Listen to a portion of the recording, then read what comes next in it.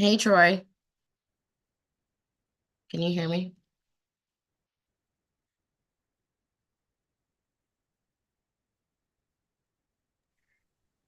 Haley Joy, thank you for hopping on. So we are live. We're giving folks just a few more moments to get on, and then we're streaming to YouTube and getting that all set up. So everyone who's online, thank you. We will get started in just a moment.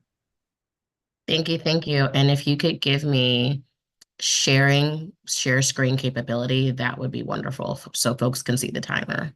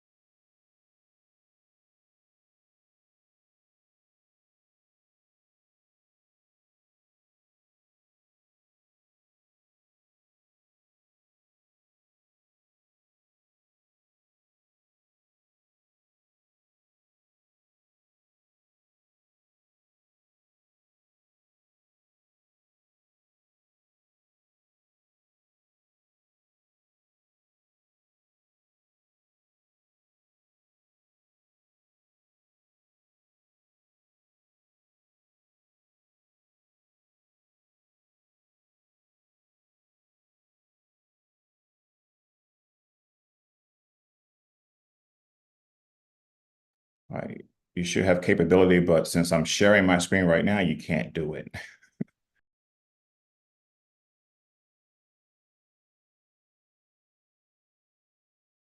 Okay.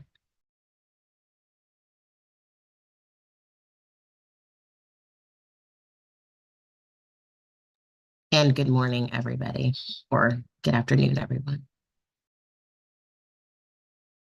Good afternoon. Good afternoon.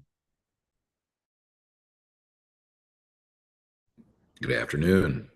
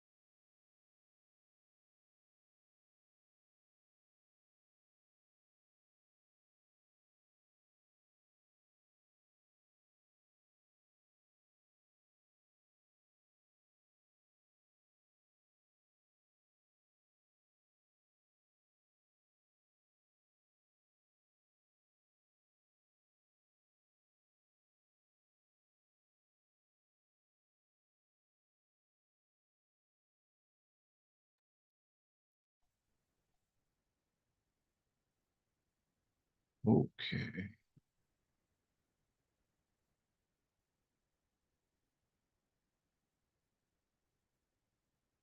Okay, I think we're all live now across the board. Oh, no, we're not. Wait a minute. Hold on. Um,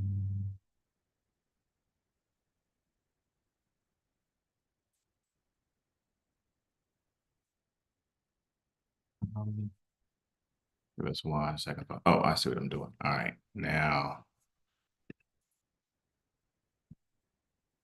Okay.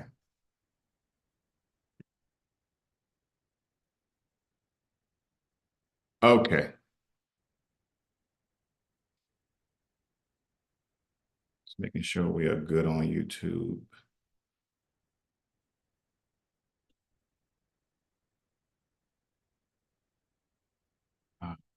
Okay. All right. Well, good afternoon, everybody, and welcome. I'm Troy Dante Presswood. I'm the president of the Ward 8 Democrats, and I want to thank all of our Ward 8 family and friends and everyone who are tuning in here today on this Zoom as well as online for today's special candidate forum. Please click like and click share on Facebook, Twitter, Instagram. We are at Ward 8 Dems across all social channels. And I want you to tag us using the hashtag Ward 8 Dems or Ward 8 Votes so others don't miss it.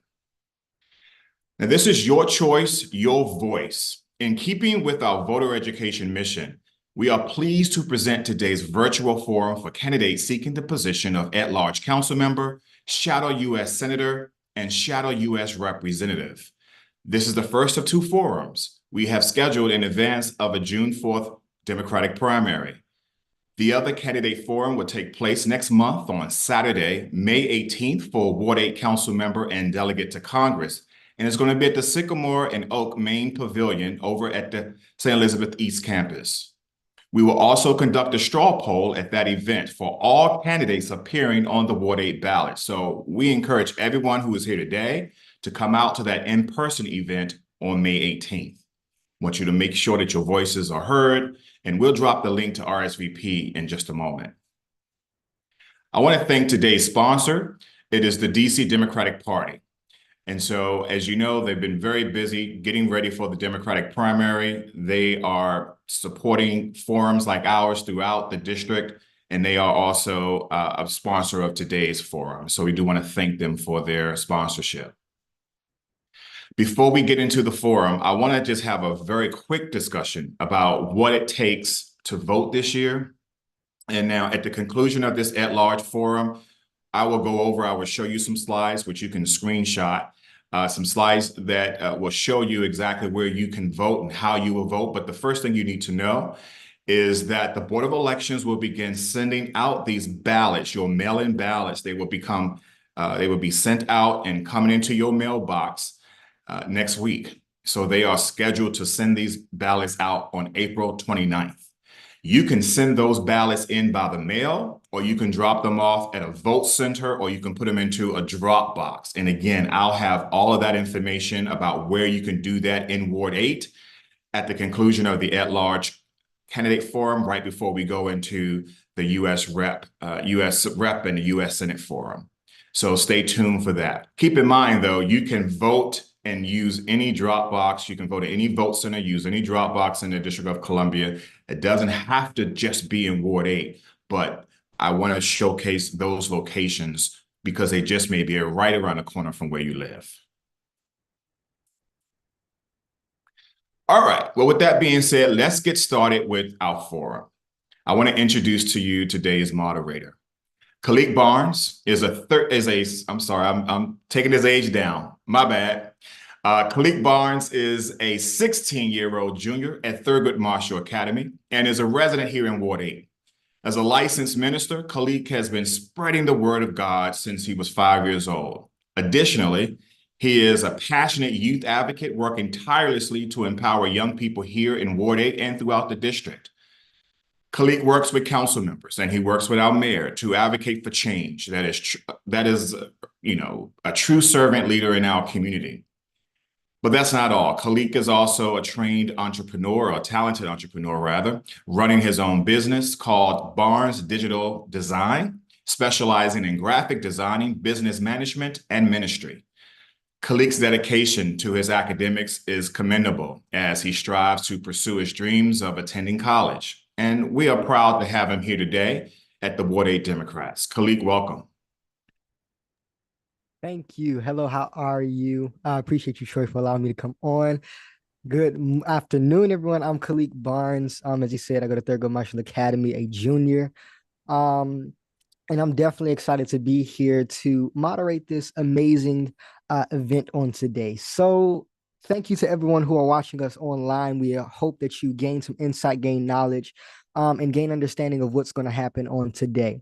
So this forum we have is very amazing, and it's a good one today. We're going to have our Ward 8 Democrats forum engaging in three amazing conversations with candidates who are trying to become or attempting to become the next at-large council member in the DC Council.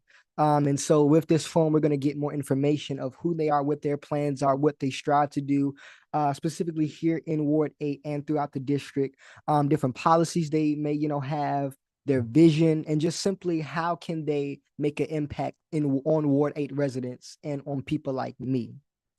So the conversation that we're going to have today is going to last around a good 45 minutes, and it will be a debate style kind of forum, and you'll also be timed. So initially, I'll be asking you a few questions, but this forum is specifically for those who are here and those who may be watching live. You may have the opportunity to ask questions, get more information, just using the raise your hand feature. And I'll make sure that your voice is heard. And for those who may be online, I'll make sure that we have a list of your questions and they'll be picked. We'll try to get to most of them, but if not, you'll be able to ask them eventually. So yeah, you can post your questions in the chat, like I said, using hashtag Ward8Votes, and we'll try to get to many as possible. So with that being said, before we begin, do we have any questions, comments, or concerns? If not, we can begin. So as far as the first round do you have something to say? Okay. As far as the first round, we're going to have each candidate will be given 1 minute, 60 seconds for an opening statement. We'll start with 1 minute responses to questions and then move on to 30 seconds responses as we get closer to the ending gap of our portion. And we may also move to rapid fire questions with short responses for very short answers. And yes. Hey, Calique, it's LaJoy. I'm your timekeeper. So to all the candidates, I'm going to be timing you. When you get to 30 seconds, you'll see 30. It may be backwards. And then when you get to time, it's going to say stop. Okay? All right. I'm going to go back on mute. If you can't see me, let me know so I can make sure you can see the time. All right. And congratulations and good luck. Yes, ma'am. Thank you. So let's make sure that we're trying to at least stay on time a little bit and make sure that we're obedient to make sure that we have things done in decency and in order. So with that being said, if there's any other questions or comments, we can get started with our first forum. We're excited.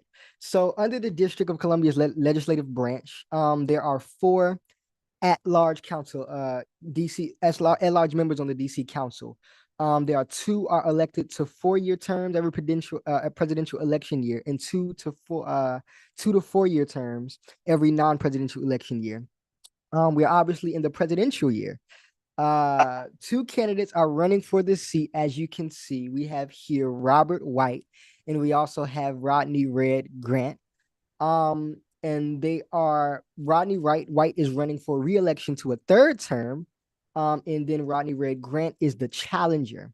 So now we're going to meet them and let's see what we get into. We can have Robert White. Thank you so much, Calique, for moderating. Thank you to President Presswood and the Ward 8 Dems for hosting this and for the DC Democratic Party. I'm at-large council member Robert White. I'm a 5th generation Washingtonian. And for the past 7 years, I've had the absolute honor of representing my city on the DC Council. I ran for this position because I felt like we needed more doers, doing things that impacted folks like my family and communities like mine. And so as soon as I got elected, I got to work making major national reforms on returning citizens to help our returning citizens, major national reforms on early childhood education. But then I've pushed further, a full reform of the DC Housing Authority so our residents can live with dignity, focusing on crime, both our response and prevention. How do we help our young people more? Getting to the root causes of problems, creating a free master's in social work program for residents so that people from our community can be a part of the solution in our community. There's so much more to do, and I look forward to talking to you about it today. Thank you. Thank you. Mr. Grant, we can have you.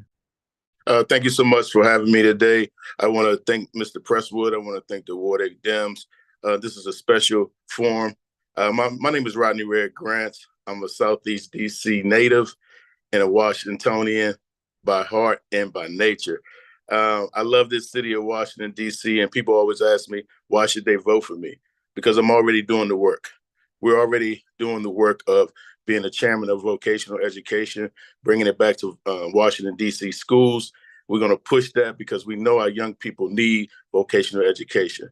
We know our programs like Don't Shoot Guns, Shoot Cameras have been in Ward 8 for 3 years, showing young people filmmaking from thought to theater, and we're showing them how to be effective leaders in Ward 8. And also me and my wife at Beyond Your Block, where we take our young people off their block and take them to the White House, African American Museum, Commanders games, and we're going to continue to take our young people off their block and show them different things. So thank you so much for having me. I'm so excited about today's forum. Okay, thank both of you. We appreciate you. So we're gonna jump into the questions that we do have. And any of as far as right now, I believe any one of you can answer the question. But we're going to start with Mr. White. So the first question that I do have is, how would you work to improve education and school quality in underserved areas such as Ward 8? Education is the most important thing that we do as a city. It is the thing that has allowed me to do the things I've done in life, which is distinct from most of my family members who have been priced out of this city and continue to struggle with basic issues. So first, we need to support our teachers. I've been a leader in the council in keeping our teachers in schools. We need to get rid of the outdated impact teacher assessments that's causing teachers to leave our schools that are struggling the most. We need to incentivize those teachers to stay in those schools. And we also need to address the mental health issues that our students are facing when they're seeing the types of issues they're seeing in their communities every day, that when we're expecting them to perform at top notch in their classrooms without giving them the supports that they need. That's why I fought to get mental health workers and social workers in our schools, created a free pipeline for people to be able to do that work. And I focused on things like financial literacy and vocational education, the things that are going to help our young people in the long run. Those are the kind of solutions we need coming from members of the council, and those are the ones that I've been offering. Thank you. All right, same question to Mr. Grant. How would you work to improve education and school quality in underserved areas like Ward 8? Well, like I said, we're already working with schools like Ketchum, elementary schools. We already in schools like Johnson Middle School, where we already implemented the programs like Don't Shoot Guns, Shoot Cameras, and Beyond Your Block. So we're already doing the work that a council member should be doing. We believe in a boots on the ground type of approach, where we fought with our teachers and students over at Sousa Middle School, and we're going to continue to fight for East of the River schools, Ward 8, and it's about having a fighter in office. You know, people need to follow people they recognize and they know that's going to fight for them, and I'm that person. Okay, thank you. So the next question, Mr. White, is what strategies would you propose to improve public safety and reduce crime in Ward 8 and across the district? Thank you for that question, Calique. I've been a leader in this work. If we're going to reduce crime, we have to do two things. One, we have to respond to crime. That means we need to fix our broken 911 call system because folks are not getting an answer when they're calling in an emergency. And second, we need to fix our broken crime lab. I have been on the front lines of those fights. That's how we turn the corner on crime that we're seeing across our city. But we also have to focus on prevention. So I came out several weeks ago with a prevention bill that focuses on three major things. One, the biggest expansion of vocational education our city has ever seen. Two, mentors available to every single student in our schools, and I have a plan for it. It's in legislation. And three, more aggressive resources for truancy. That's the earliest sign that our young people are going off track. That's when we catch them and get them back on the right road. If we follow the prescription that I've developed, and I'm working with my council colleagues to do that, we're going to see crime go down, and we're going to see more of our young people be more successful. Mr. Grant, same question. We're talking about reducing crime in our city. Our city is on edge right now, and people in office are saying that they're reducing crime. But a few days ago, we had 71 shots on Spring Road ring out in our city, and it's ringing out every day in Ward 8. So crime is not being reduced by any of these methods that my colleague is speaking on. We have to be really, really passionate about resetting what we're doing. The council has to have people to understand the individuals in these communities that are going through these situations. You know, young people are hurting out here right now. You know, they have mental issues, yeah, but they also want to learn different things, be involved with different innovative things. We have to put that in our schools. Coding, gaming, all of these things that they love, to bring them to school. Truancy can stop if we give them things that they want to do when they get to school. Okay, thank you. And just a follow-up question, and you can answer this 30 seconds for me. When it comes down to public safety within the perimeter of schools, how can we go about to making that effective for, you know, swift transitions and making it effective for like around the school perimeter? Are you asking me, right? Okay, cool. All right. So, you know, public safety around schools is the most important because our young people have to get to and from school to get their education, and also on public transportation, because a lot of the situations that are happening on public transportation trying to get to school. So we got to make it safe for our young people to get to school and be in an environment. But also, you know, we have to have more officers just around the school watching out just to make sure our young people are safe. We don't want no violence happening around our young people because that's what they want to do, get their education. Yes, sir. Mr. White, you have anything to add? Yes, I've talked to hundreds of young people about the issues they're facing because you can't solve problems with young people if you're not talking to them. What they're telling me is that they are not participating in after-school programs because if it gets dark before that program ends, they're worried about how they're going to get home safely. That is a problem. So one, pushing our Safe Routes to School program better. It is not working as effectively as it should, which is why I've been putting pressure on the mayor to focus on that. The second is communication between MPD and our schools. Teachers and principals keep telling us they're not hearing from MPD about what's happening and how to keep their kids safe. Thank you. All right, next question. How would you approach economic development and job creation in Ward 8, which has historically faced high unemployment rates? I can ask Mr. White. First, we start by doing something that I've done. I'm looking at businesses, thriving businesses in Ward 8 that employ and engage local people and communities being displaced.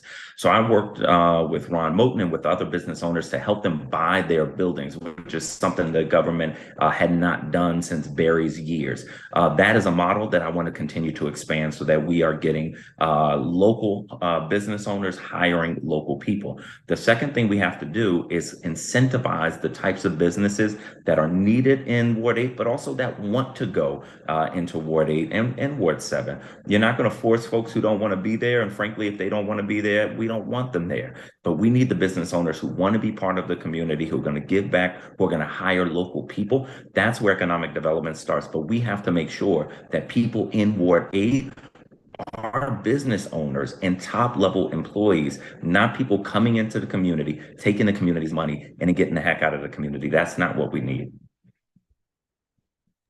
Thank you. Mr. Grant. Yeah, business in Ward 8 can be super successful right now, but we have to give people incentives. We're losing more businesses in DC right now than we're gaining. People are leaving the city. We have to give tax breaks, tax incentive, put legislation in place that's going to give people who are from Ward 8 the opportunity to own more, to do more, and be business owners in Ward 8. It's not rocket science. I'm a pragmatic Democrat. I think in a common sense way. You give people breaks, they have an opportunity to get on their feet. And we're not getting people enough breaks out here. We're making it hard for them to get business, have businesses in Ward 8. We're making it hard for them to have businesses in DC because everybody is running down on them and making them pay more taxes and making them feel uncomfortable, can't have any parking in front of their businesses. And that's taking away business. It's getting ridiculous. We're not protecting the business owners themselves. Okay. Thank you. And that ties into our kind of ties into our next questions. What initiatives would you propose to support small businesses and encourage entrepreneurship in Ward 8? We can start with Mr. Grant. Well, I'll continue on what I'm saying about businesses and giving them tax breaks.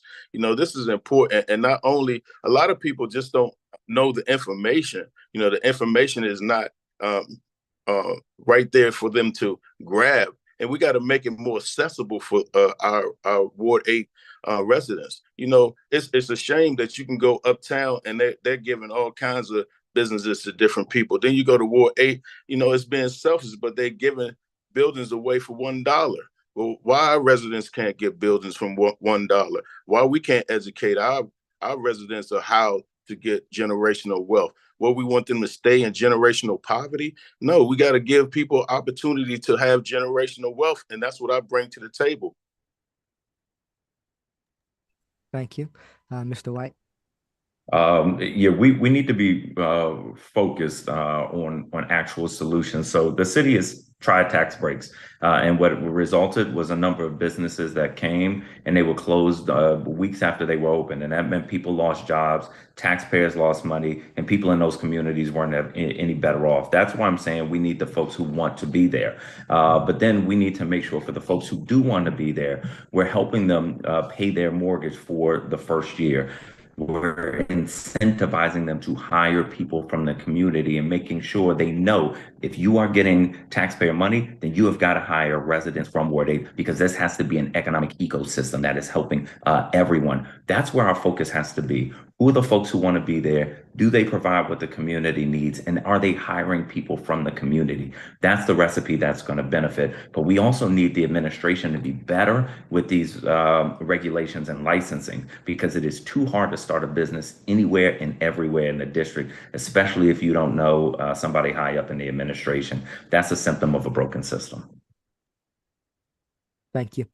Okay, so our next question would be, what strategies would you implement to increase access to healthy food options and address food deserts in Ward 8?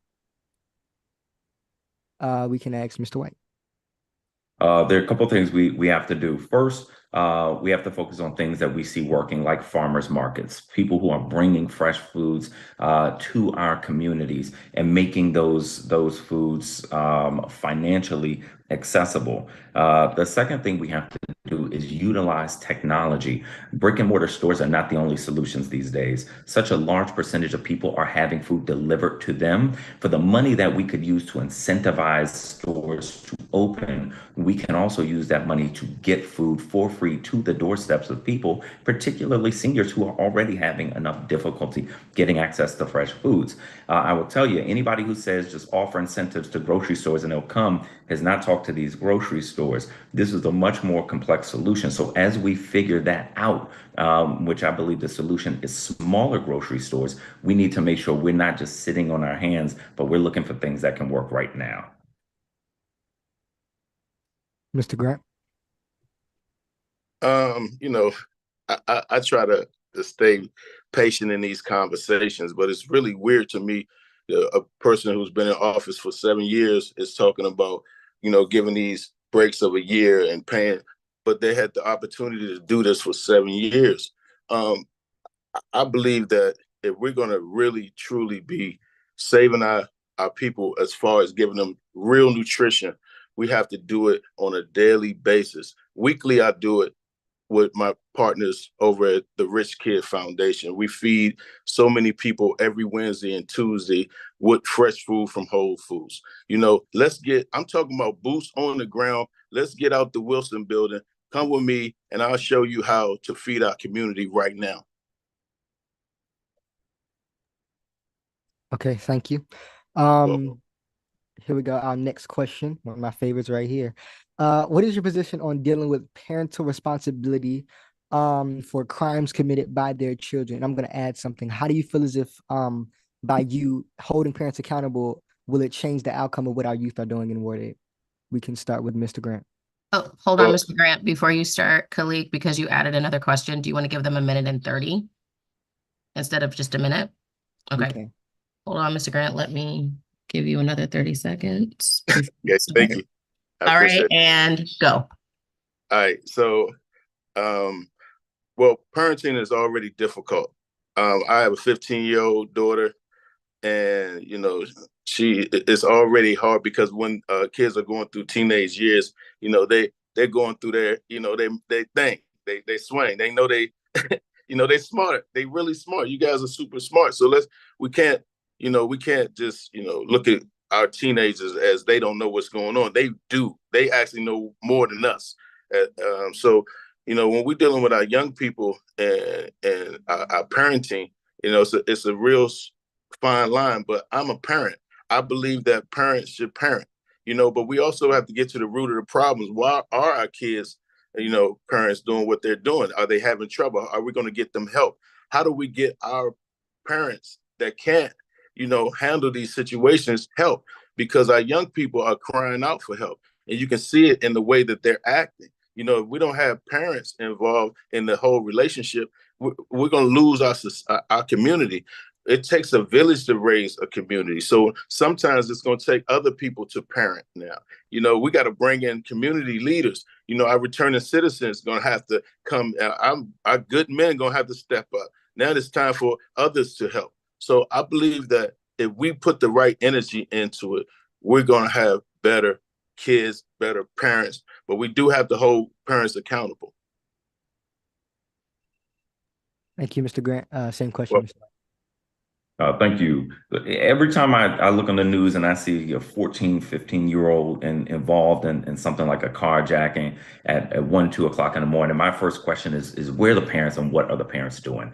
There has to be accountability for parents who are not providing the type of guidance and loving discipline that children need. And we need to turn that corner. Now, this is where this issue gets really difficult. I've spoken to a parent who reached out to me because one of her son's friends was shot, and she was saying, I keep telling them to go to school. I'm pushing them to do the right thing. I don't know what else to do. And this was a mother who loved her son and wanted to keep her son safe, but the son wasn't listening to her. What we have not yet figured out is how do we hold a parent who is neglectful accountable without holding accountable a mother who's trying to do everything she can and who has other kids. So if we find that mother, if we send that mother to jail, are her kids going to do better? They're not. So we need to get better resources to parents, and we can do that. So in addition to better resources for parents, we need to make sure we have mentors for our young people who stand in the gap, people who stand in the gap for those young people who don't have the guidance at home. That's why in the crime prevention bill that I push, one of the things that I'm trying to get done is mentors and tutors for young people across our city because they need more guidance than they're getting at home. So as we help to resource the parents and we have models for that, we also need to stand in the gap for kids. These are doable things that I'm already working on. Okay. Thank you. So our next one is did any of you had anything to add? Any? I mean, I would say, you know, Robert, you can come out here and mentor with me because I'm mentoring on a daily basis. So we can mentor together because it's going to take leaders to get out of that office and mentor. Yes. That's nice, sir. I mentor a number of young people, but the thing that we have to recognize is Well, I know, that you have to be creative. Don't interrupt me, brother. Don't interrupt me. I'll let you speak. Okay. No So, people. all right, moderator, are we going to do the back and forth, or am I Hold going on, to be hold on. Let's do this. Hold on. well, I'm not going to do Mr. that. Grant, we already Community. gave Mr. Grant, hold on. This is LaJoy. Okay. I'm your timekeeper. I'm speaking. Sorry. Thank you so much. What we're gonna do, Calique, I think you should give them each 30 seconds to respond. You call on each candidate. As your timer, I'm gonna give you 30 seconds, and then I'm gonna put up the stop sign, and we're gonna do it that way. We're going to be respectful here in Ward 8. Does everyone understand? Yes, LaJoy. Thank you so much. Calique, please call the candidates and give them 30 seconds to respond. Okay, we're gonna have Mr. Grant 30 seconds. I'm gonna be respectful to the timekeeper, Ms. LaJoy, but you know, I'm out in these streets on a daily basis with these young people, and we're taking real guns out of their hands and replacing them with cameras. And our community needs our leaders to get out into the community, not sit in the office anymore. You know, that's old school. That's cool, but we need a boots on the ground type of approach to the situation, and that's what I am. I'm a boots on the ground type of leader, and I'm gonna continue to be that type of leader. And I'm asking every leader in the city to be that type of leader. Mr. White. All right. Thank you. I mentor a number of young people. I don't make a show of it, so you won't see it on my IG. But I also recognize that for each of us, there's only so much we can do individually. That's why we have to make sure we are working both inside and outside of the Wilson building. So outside of the Wilson building, I mentor young people. Inside the Wilson building, I create systems to help people across the city mentor more young people. There are 35,000 DC government employees. If and when my bill passes that I introduced a few weeks ago, every one of them will be able to take leave from work just to mentor young people. So I'm talking about broad solutions, not this one by one stuff. Okay, thank you.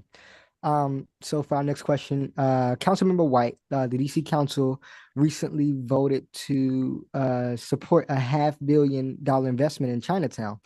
How would that impact Ward 8 regarding employment, access to space in Chinatown, business contracts, construction contracts, and things like that? Great question. So the amount that the city will get back for programs from that $500 million investment is a lot bigger than $500 million. That money goes into our government funds that fund programs across our city. In addition to that, keeping our two sports teams maintains 1,200 to 2,000 full-time jobs and about 2,000 part-time jobs as well. And we are making sure that many of those jobs go to DC residents and specifically residents of Ward 8. But we need to make sure we're going further. So I'm talking to Monumental about opportunities for local businesses, local artists. The economy downtown being strong is going to help our entire city, but there are also more opportunities for Ward 8 businesses, entrepreneurs, and artists to get broader visibility inside Capital One Arena. And that's something I'm working with Monumental Sports on right now. Thank you, Councilmember. Councilmember Grant, same question. How would that impact Ward 8? I would say, you know, when I go to Capital One Arena, you see so many people that are employed by Capital One from Ward 8. So, you know, downtown DC businesses, we have to keep it booming and thriving because it employs so many people in our city, especially in Ward 8. But we got to do other things. Like Atlanta is making about $8.2 billion a year in filmmaking. and we're making about 5 to 7 million. We need to increase that, give that energy into filmmaking also, and give our young people opportunity to roll into that, be the next filmmakers, be the next giant city. Why Atlanta is the only places that we can go to make films. Let's make DC the next film making city, and we can make about $7 to $8 billion and add that to our economy. Thank you. Any other concerns or additions? Mr. White. I'm gonna give you each 30 seconds to respond. Okay, so hold on, Mr. Moderator. Let me reset the timer.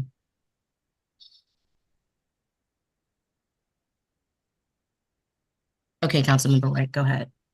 Thank you. I want to hear more about this plan. The biggest impediment to filmmaking in the district government in DC is federal restrictions that DC has been trying to lift from the federal government for many years with no success. The other thing we need to make sure is that we understand whether we're spending money well. If you look at the return on investment for what we spend trying to attract films to come here, we lose money at this point. So the idea that we're just going to incentivized and there are going to be more films in DC is one that is not fully informed. No, that's not true. That's not true, Robert, at all. I think you need to do more research. You need to go a little deeper and have people do a little bit more research on what's going on. Filmmaking is making cities a lot of money, and if you incentivize it properly, you will see it grow. But you have to put energy into it. You know, don't just cut it off before you, don't cut your nose off before you spite your face. Okay, thank you. So Councilmember Grant, what will be your most looming proactive legislation to help livability for all our youth, young adults, and elderly? You can answer that. Well, I'm always about protecting our young people and our seniors. You know, that's why we go to our senior homes every week and do programming with our seniors, because our seniors are suffering sometimes because people forget about them. You know, they're struggling to make ends meet. You know, a lot of them can't work anymore. So we got to put that energy back into helping our seniors, our most vulnerable people, our most vulnerable constituents in our.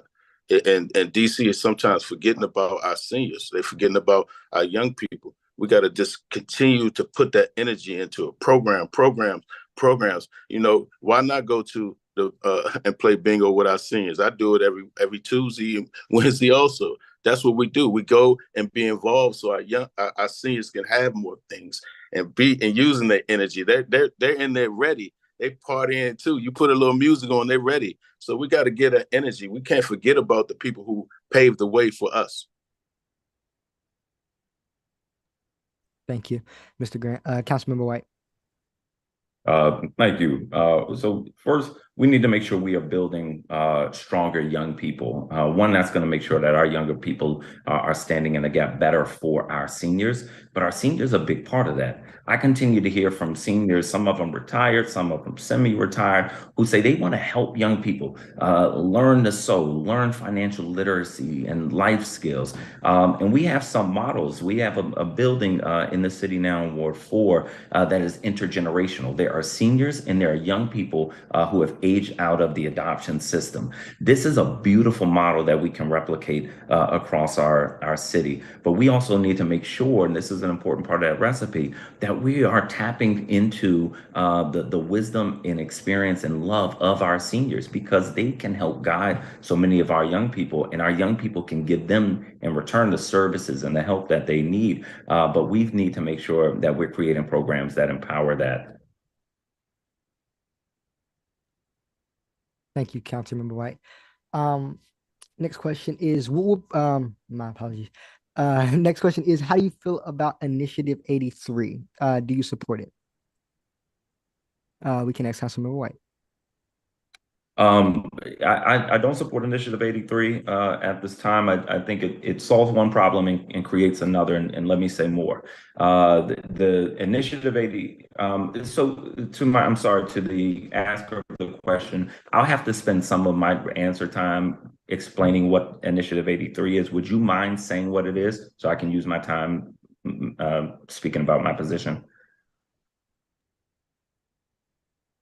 Hey, this is Troy Presswood. I do appreciate the question, Councilmember White. I will just point people to our previous forums where we've talked about Initiative 83, where they can go and watch that. And so I think just for the purposes of the time that we're doing right now, you can just go ahead and just give them your view on it. And then we will again point people to our previous forum on it. Okay. So we don't, yeah, but yeah, we can restart your time. Thank you. Thank So you. is this a question or just a regular question? Is this a yes or no or explanation? It's a 1 minute question. Okay, cool. Thank you. Thank you. So in ranked choice voting, where people get to vote for multiple people, the idea is that it will lead to better elections where people get elected with a majority of votes. My concern is that there is already an election in DC where people get multiple votes. It's the at-large general election. And if you look at the entire history of the at-large race, people bullet vote in DC. So the top vote getter, it gets a ton of votes. Then there are more undervotes than there are votes for the second highest vote getter. So we in DC have a culture of bullet voting. What I've never been able to get a clear answer to is what happens to the integrity of elections and ranked choice voting if the majority of people bullet vote. And so because I'm still not comfortable that we have an answer to that question, I don't support ranked choice voting at this time. Thank you. Mr. Grant. No, I do not support ranked choice voting. Because of a few reasons. I feel like we should be putting energy into getting our young people to vote. I think we should be putting energy into making sure high school kids going into high school, as soon as they get there, they know when they're a senior, they're going to vote. Put that energy into our young people. And I don't know where ranked choice voting is going to disturb the Democratic Party in itself. So I'm a little weary about it, and that's why I'm leery. So it hasn't really been fully explained to how it's going to really benefit the Democratic Party. So that's why I say no to it. Because if you're putting something in place that no one really understands and it's splitting the city so viciously, then no, I don't agree with it. Thank you both. What is your plan, Mr. Grant? What is your plan to expand affordable quality housing in all 8 wards? Great question. Well, affordable housing itself has to be, really affordable. Everybody's talking about affordable housing, but it's still not affordable. $2,500 a month, $3,500 a month. That's not affordable for people who are making, $40,000 a year, $60,000 a year. That's too expensive. They spend all their money on their living. So I believe that we have to deal with the MFI of the problem, the median family income. We're using median family income from Loudoun County, Montgomery County, and different counties to project what our people making. We got to get a real MFI. We need to lobby HUD and get this MFI straight in Washington, D.C. so people can really pay the right rent rate. Thank you, Mr. Grant. Councilman White, same question. Thank you so much. This is a question that we've got to take very seriously because people are being priced out of our city, but there are also people who want to come here, start a family, start their future, who can't even get into our city. So when we talk about building more affordable housing, the thing that we have to focus on the most is the return on our investment. We spend so much money on affordable housing, and I continue to believe that we can get more for our investment, which is why I'm looking around the country and around the world for new models. As I've been chairing the housing committee for just over a year now, I've gotten to work. But it's not just how much affordable housing, it's we need multi-bedroom affordable housing for families. We need ownership opportunities. I'm actively working to fix the DC Housing Authority so that we can get over 1,000 public housing units back online. fine. I hate to say it, but changing the MFI will not at all change our problem, even a little bit. All it will do is lower the income of people eligible for affordable housing in the city. It will not help us build one additional unit. So we want to continue to focus on those solutions. Mr. Grant, if you have anything else to add, you can be given 30 seconds if you would like.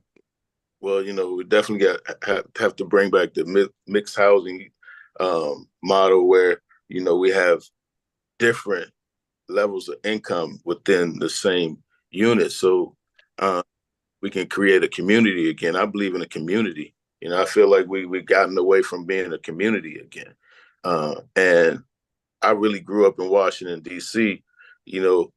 Mom's bought her first house for $100,000 off of Minnesota Avenue. And, we were able to afford to live here.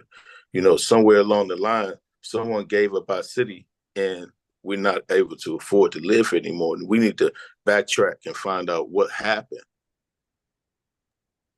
Thank you.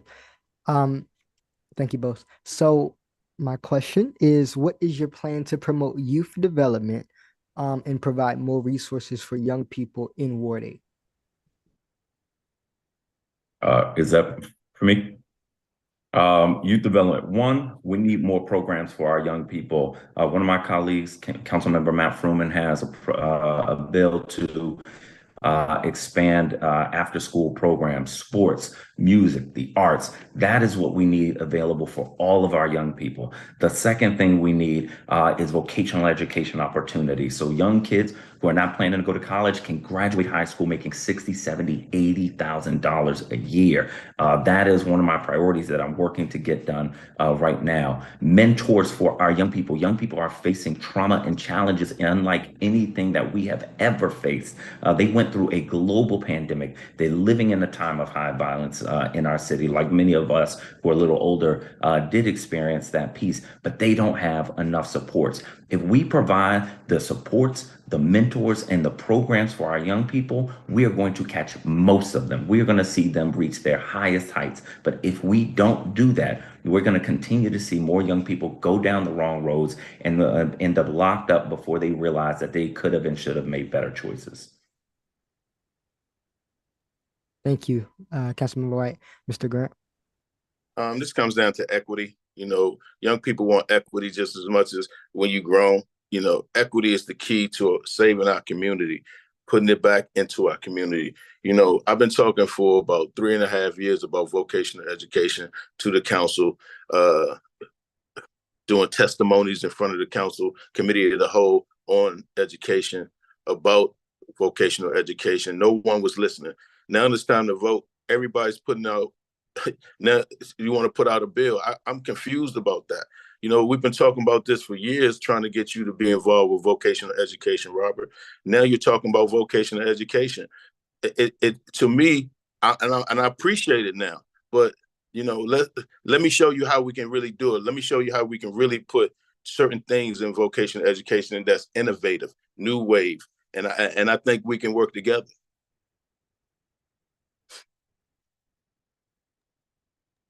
Thank you, Mr. White. If you have something to add, you have 30 seconds.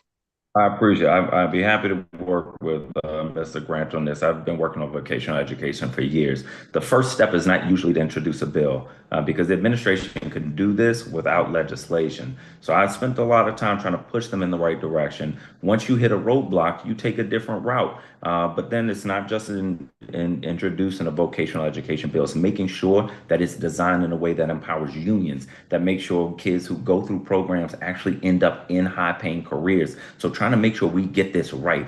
I want to be right. And that's why we've been putting in the work for years. So I appreciate that. Thank you both.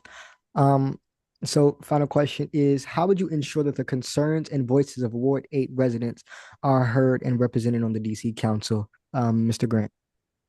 Well, most people know that I'm a fighter. I make sure that I fight for Ward 8 in all wards. I'm a Ward 7 baby, but it was a Ward 7 before, and we Ward 8 was one of the last little wards, and we love Ward 8. So it's one of the most powerful wards. and my office is in Ward 8 on Martin Luther King Boulevard Avenue. And a lot of my energy is toward Ward 8. If you go up and down Ward 8, you'll see me up and down Ward 8, because that's what I believe in, my family over in Ward 8. Because when we forget about the people who need it the most, then we forget about what Washington, D.C. is and who Washington, D.C. really represents. And we can never forget about what Washington, D.C. is. And it's about family. It's about friends. It's about going out and have your nice little summertime cookout, going to Fort DuPont Park, listening to Pieces of a Dream. Let's bring that back where we don't have to be ducking bullets every day. Thank you both. Any other remarks? Wait, council member, did you answer the question? I don't think it is. No, I haven't. Okay, I'm going to give you a minute. Go right ahead. Thank you. How to hear the voices in Ward 8? You got to listen. And so listening means going to our senior homes just to talk to them about what they're experiencing, what's working, what's not working, what they need. Listening to our young people, going to their schools, asking them, what are we missing? If you could change one thing today, what would it be? And really putting those into action. That's what I do for our young people, making sure that we're creating ways for people to reach me that aren't just in the Wilson building. I do community office hours differently every single year. So I'm reaching the people who don't go to the ANC meetings and don't go to the hearings. You've got to make yourself accessible. But beyond that, you got to make sure you're listening to people. The legislation that I develop, the programs I develop generally come from the community, not from inside my head, not from inside the Wilson building, but listening to people in our community and responding to it. I have been fighting for our communities. I've created programs in Ward 8 that don't exist anywhere else in our city, because we owe it to Ward 8 to continue to show up and help make up for, frankly, lost time. Thank both of you. And just a quick follow-up question. Because it is, it's easy for you all to reach out to us. However, we do have a responsibility as well to reach out to you all. We can't just sit back, see something, and don't, respond or do nothing to it. So how can you, because you mentioned it, Councilmember White, how can you make it more available, or make us not more heard, but more available for us to willingly come to you? Because a lot of us, we don't know how, kind of. So how would you take the steps to do that? Yeah. So one, email me, rwhite@dccouncil.gov. Hit me through social media. You will see me in the community, whether it's at libraries, senior homes, elementary schools. So I try to make it easy to reach me. But if folks need help, reach out to me. Folks around the city know, in terms of constituent services, I have one of the most responsible offices in this city. And as people need help and also need difficult things done, my office is the place many of them go.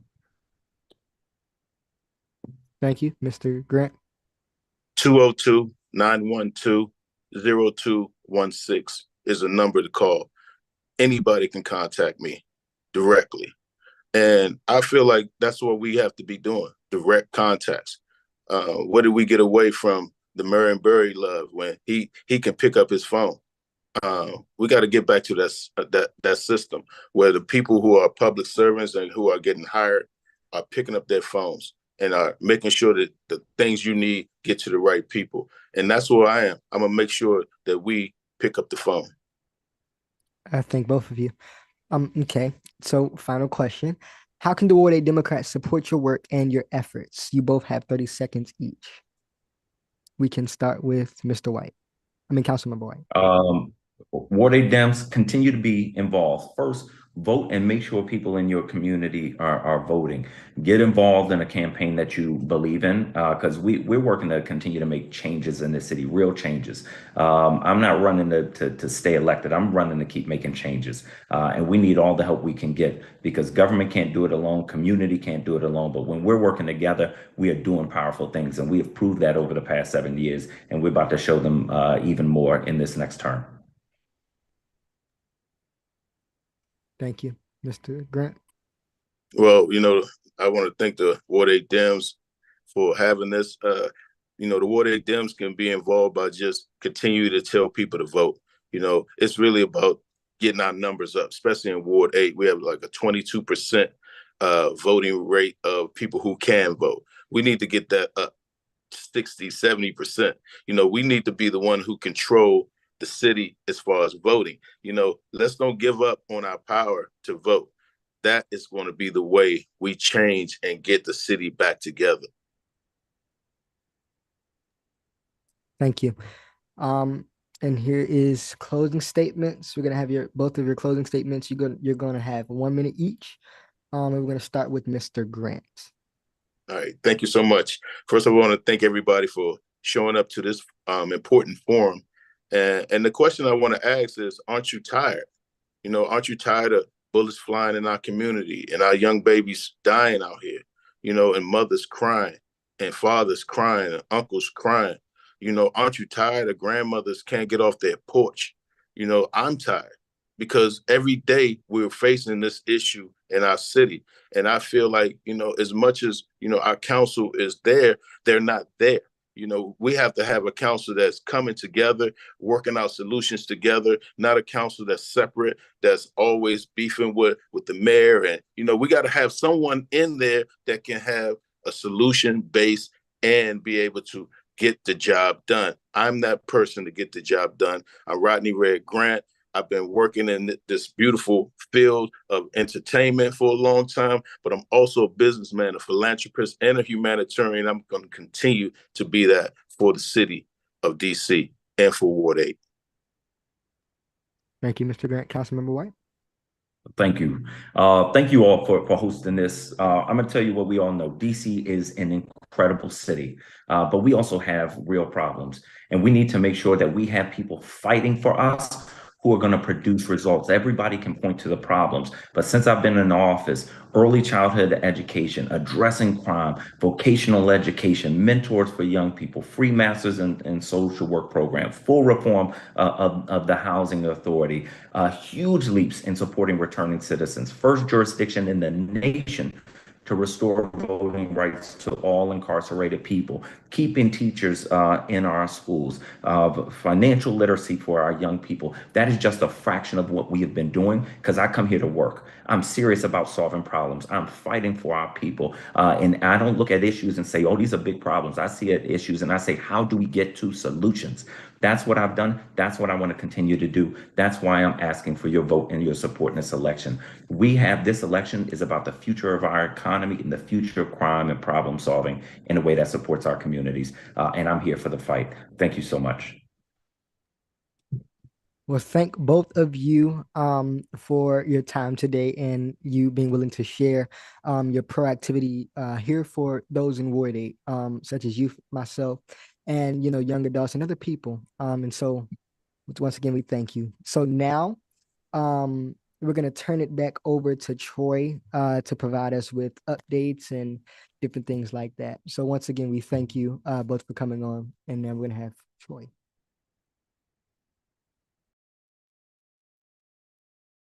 All right. Well, thank you. Thank you so much, Calique. Let me make sure we are okay. All right. I think I have to remove a spotlight here. Oh, no, cool. All right, we're good. All right. So, okay. Thank you, Calique, for that. And thank you for moderating that part of our program today. And thank you all for being here. Thank you to Councilmember White and to Rodney Grant. It was very spirited. I hope that members of the Ward 8 community learned a thing or two from the questions that we heard today. And so I am thankful for their participation and for all of you. I did drop into the chat, and we can do that online as well for those who want to go back and view the forum on Initiative 83. But very quickly, because I didn't want to cut into the time of the candidates, but that Initiative 83 as it stands now will, if it is going to make it to the ballot, and it's still going through a process here, it will do two things. A, it will create ranked choice voting in the District of Columbia. You've heard both candidates weigh in on that. And it will also open up our primaries to any candidate or any person who is non-party affiliated. So, or just from a different party. So let's say you can have Republicans voting in Democratic primary, vice versa. You can have those who are who have not decided on a party. They can just decide at the very last minute. The DC Democratic Party, as well as the Ward 8 Democrats, we are against that. And so we are telling our members to vote no against Initiative 83 because of what it does. But rest assured that the fight is not over on both sides. And so make sure you stay tuned. We're going to continue to update and inform the public about what's happening with Initiative 83. But for right now, we are totally against it because it does two things: bring ranked choice voting, which we are against, as well as opening up our primaries, which also we are against. Our party is open to everybody. Only thing you have to do is tick off a box and say, I want to be a Democrat. You are allowed in. That's all. You don't have to pay a fee, anything. You just have to commit. And so to have our party, our primaries opened up to everybody who just decide, they want to be a part of it on that day is a no starter for us. So I dropped in the link where you can go back and look. It's about halfway through that forum there that we had. Halfway through, you can watch it if you like. Okay. All right. I want to talk just a little bit about what we have going on. First and foremost, if you want to support the Ward 8 Democrats, and we hope that you do, I have up on your screen right now a QR code that you can use. It takes you straight to our ActBlue account, and there you can make a donation. It could be small, it could be $5, $10, it could be $100, up to $250. We would certainly appreciate that. All of the money that we collect goes into a pot where we can use it for GOTV, or get out the vote efforts. We have a number of challenges around turnout in our ward. And so what we know is that if we invest in those low voter turnout districts, those precincts, where we can just put a little bit more investment, maybe it's a text digital campaign, maybe it's door knocking, maybe it's leafleting, we believe we could see a change, but we have to have money to do it. So how can you help? Well, I have it up on the screen there. You can scan that QR code and make a donation today. Again, no donation is too small. You can become a sustainer, or you could make a one-time donation. It really is up to you, but that is how we do the work here in Ward 8, is through member donations.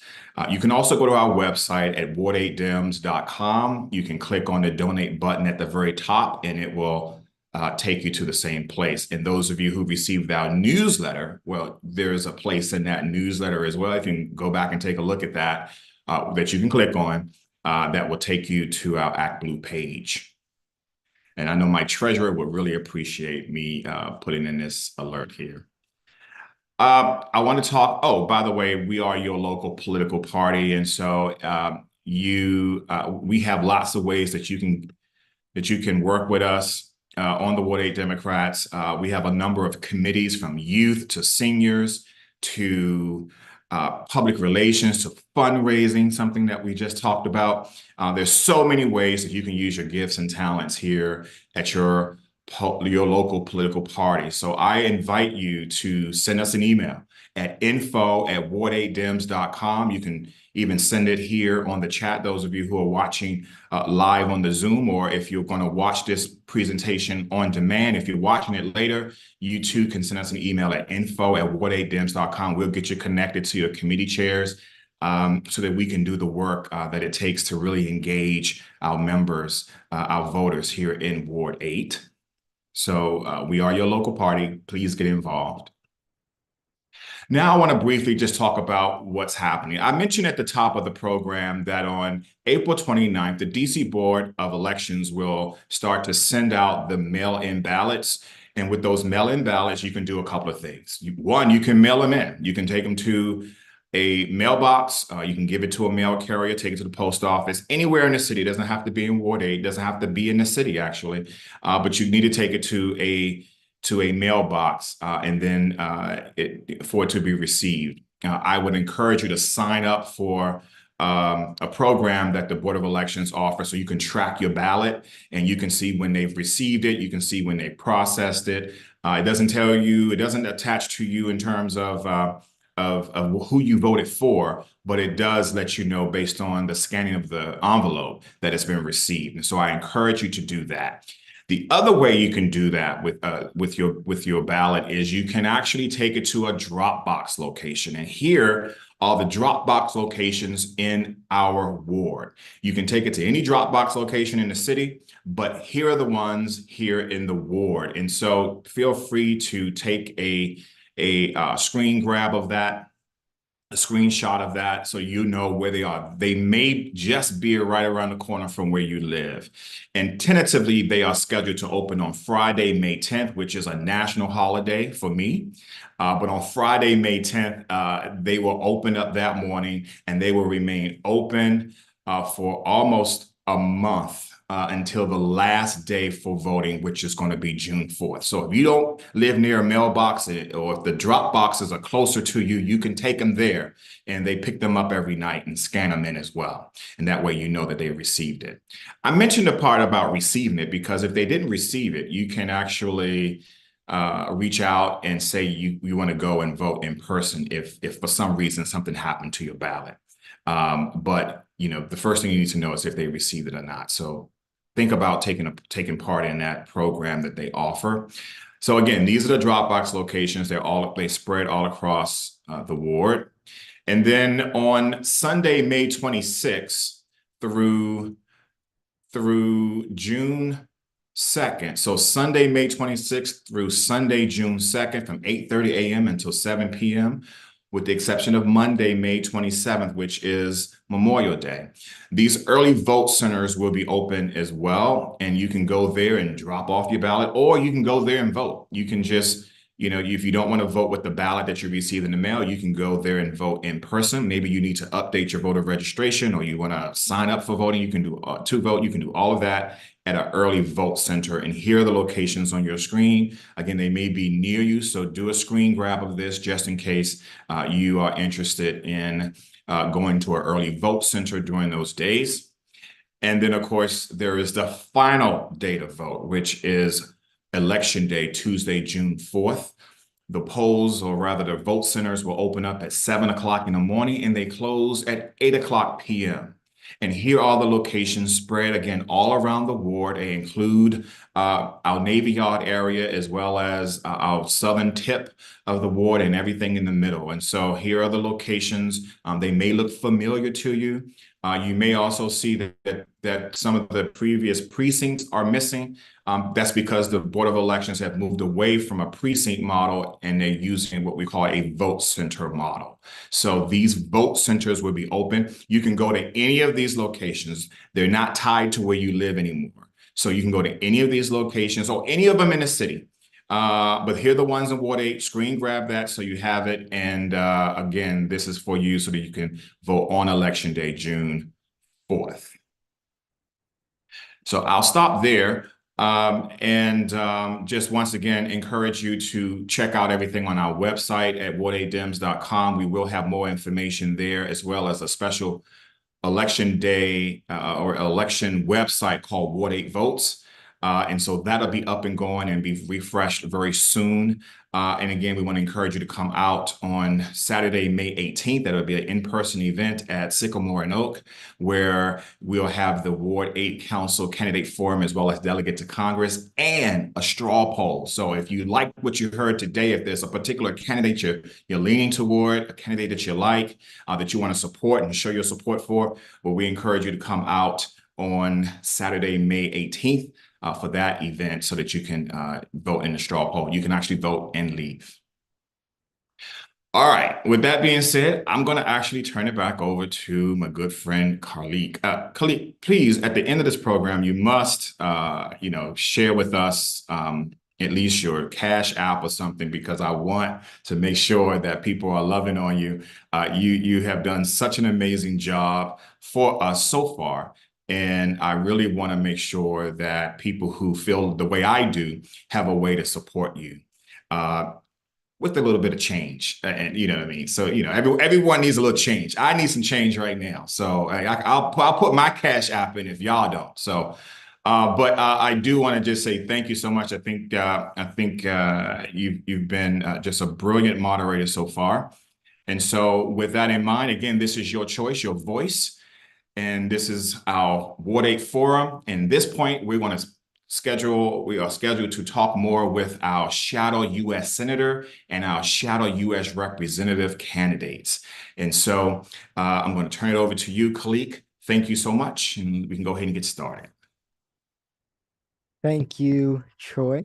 Once again, if y'all probably forgot who I was, Calique, Thurgood Marshall Academy Junior. And we're gonna proceed with the forum, engaging in three more awesome three more awesome conversations. Two more. Okay, I'm my fault. See, I knew it. Two more awesome conversations. And we're gonna those who are becoming the next shadow U.S. Senator and shadow representative for the District of Columbia. And so it's gonna be pretty similar. We're gonna listen in, hear what they have to say, get their insight of how they're gonna, impact Ward 8, the great Ward 8. Their policy proposals, their visions, and their goals to assist us as citizens and community members and leaders. So our conversation will last about a good 45 minutes, and it's going to be also debate style. And then initially, I'll throw in a couple follow-up questions here and there, and it'll just be a good dialogue and conversation that we're going to have today. And for those who want to ask questions, you can use the Q&A feature, or those who are online, you can type it in, and you can use hashtag Ward8Votes, and we'll get to as many as we possibly can. So with that being said, you can go ahead. LaJoy, you had a question. Oh, yep. I just wanted to let everybody know. Hi, everybody. I'm LaJoy. I am your timekeeper. When you get to 30 seconds, you're going to see this. It may be backwards because it's reflecting 30 seconds. And then when your time is up, you are going to see stop. Okay. All right, Calique, back to you. Yes, ma'am. Thank you. So as far as this round, each candidate will have 1 minute, 60 seconds for just 1 minute for an opening statement. And we're going to start with 1 minute responses to questions and move to 30 seconds as we near the end of our session. We may also move to rapid fire questions with short responses for very short questions. So any little, rebuttals, we'll try to incorporate that, but we're going to keep it in order fashion, do things in decency and in order. So if there are any rebuttals, you'll be given 30 seconds to respond. And yeah, so any questions, comments, concerns thus far? If not, Troy, can you check your chat for me, please? Thank you. Do you have a question or a comment, Mr. Eugene? No, go ahead. Okay, thank you. So the shadow U.S. Senator and the shadow U.S. Representative for the District of Columbia is a non-voting symbolic representative elected by the residents of the Washington, D.C., us. While they are not officially seated in the U.S. Senate or the House of Representatives, their primary role is to advocate for D.C. statehood and for congressional representation. The shadow senator and representative serve as a vocal proponents for granting D.C. statehood, which will provide the district's 700,000 plus population full voting rights and representation in both the House of Representatives and the Senate on par with existing states. It's an open seat in the shadow U.S. Senate race, as current shadow U.S. Senator Michael Brown is not running for re-election after 3 terms. In the shadow U.S. representative race today, we have Owolewa. Did I say that right?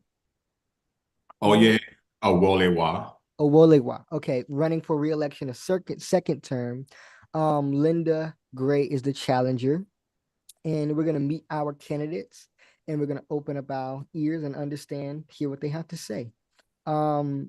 So let's meet the candidates for Shadow U.S. Senate and Shadow Representative. We're going to start with your opening statement. And And yeah, for your open statement, you will have 1 minute for opening statement. And that's pretty much it. So we're gonna start with Miss Gray. You can start your opening statement, or will we? Okay. Good afternoon, Ward 8, and thank you for having me.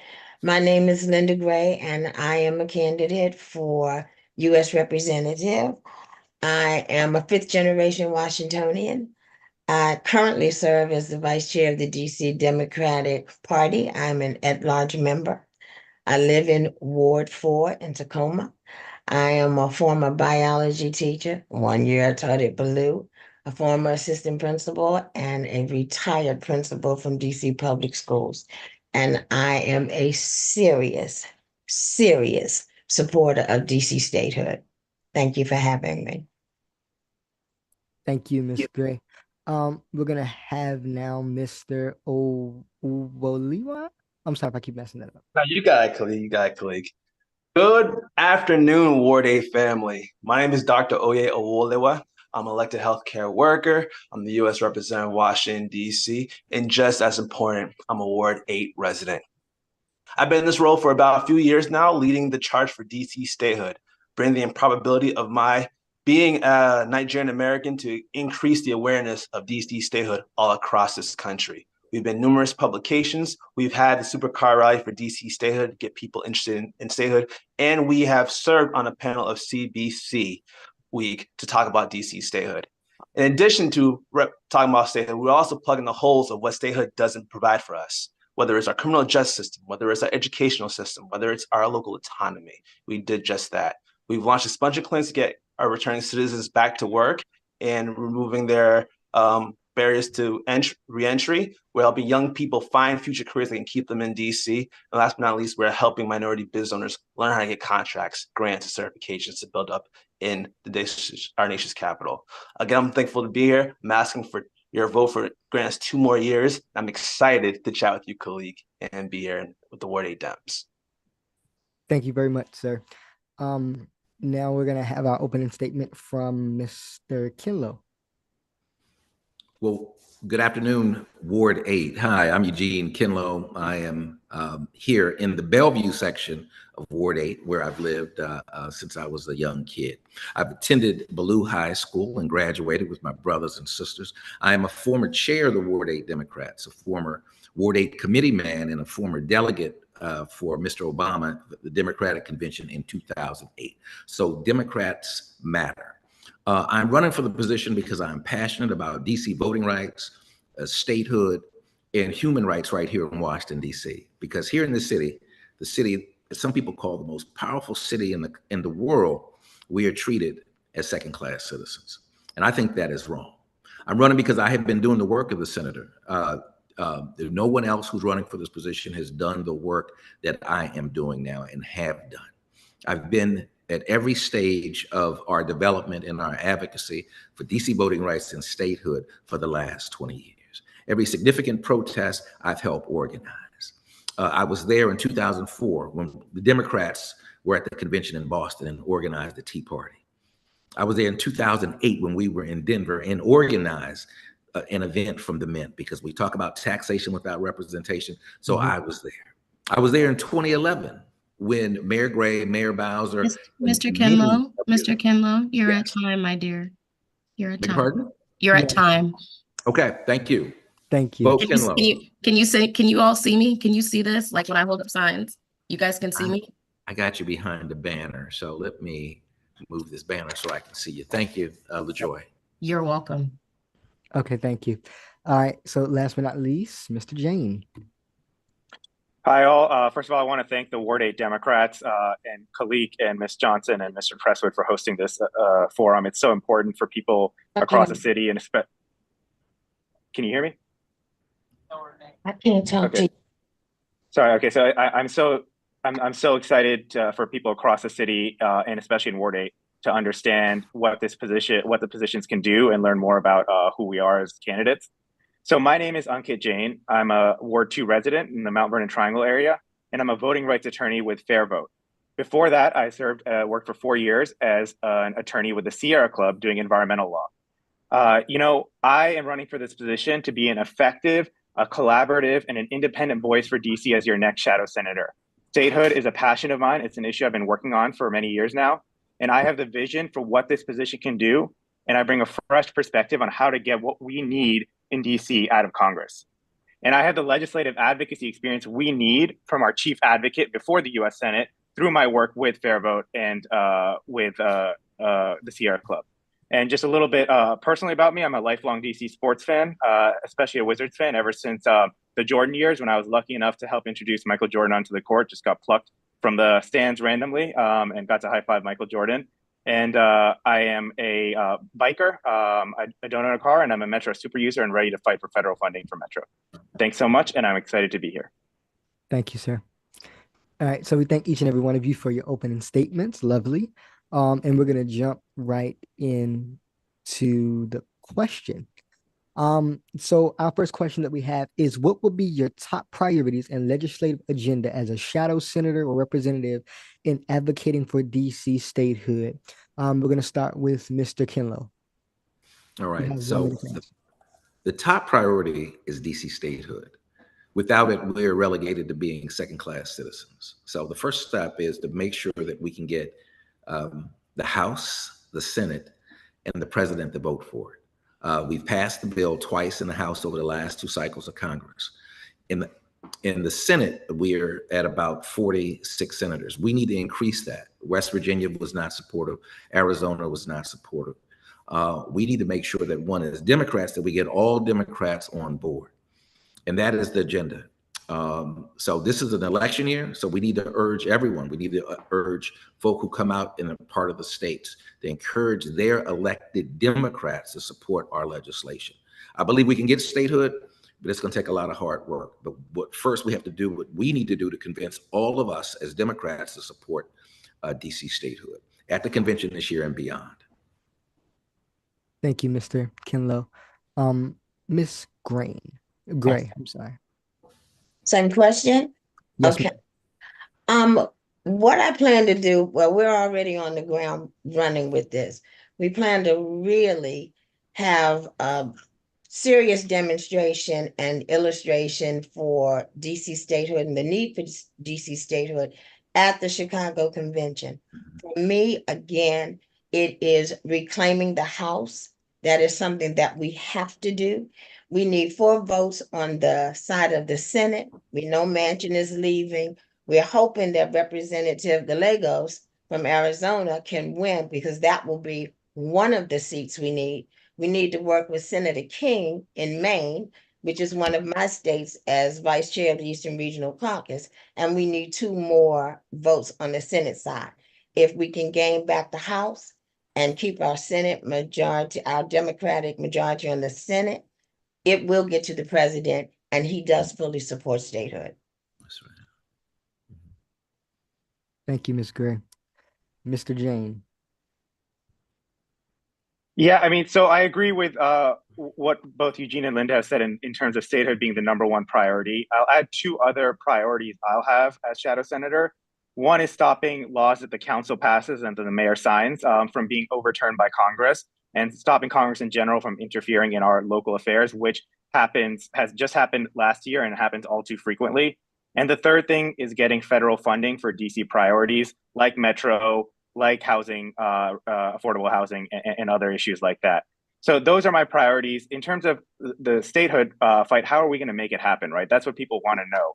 And what I have yet to see really from our movement is a clear forward-thinking strategy on how are we going to get the statehood bill passed.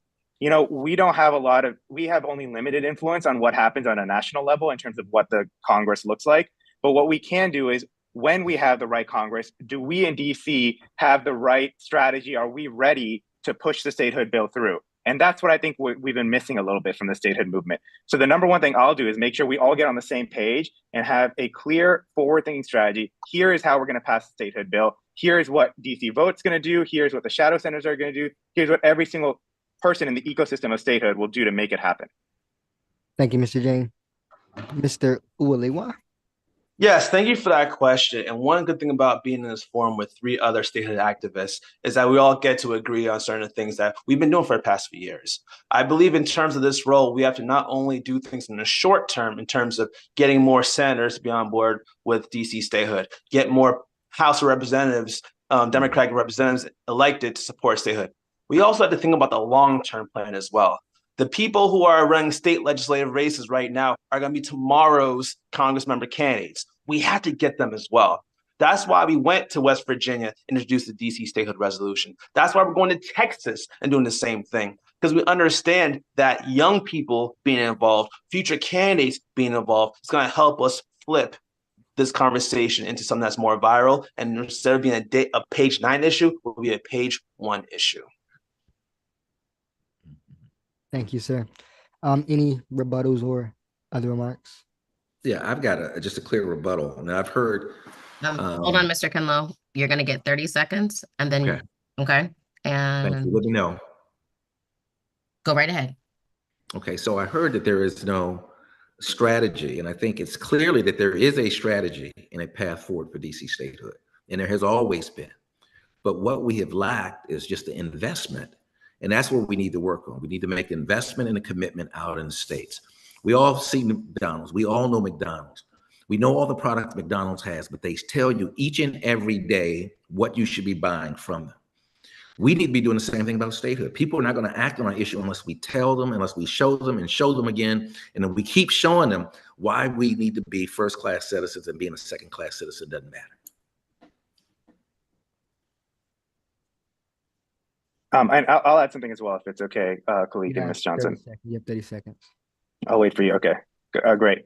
I think what I have seen, and what many people who I've talked to have seen, is that the different parts of the statehood movement aren't really working together in the way that they could or should be. And that has created problems where we have the mayor saying one thing and DC Vote saying another thing and the council saying a third thing. And I think one of the reasons we see that is because we're not all on the same game plan. And that's what I want to make sure we do, that we have somebody be a unifier in this position, and making sure everyone is working together from the same playbook. And I haven't seen that yet. And that's what I want to bring to this position. Okay. And Ms. LaJoy, I'm going to have to rebut that again.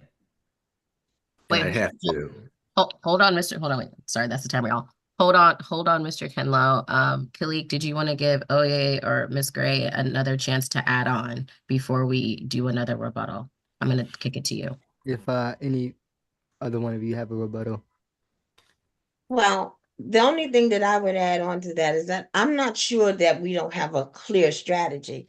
I think there are different pathways to get there. For me, my pathway has been through state parties, is to get 100% approval and an official vote from every state party in this country to support DC statehood.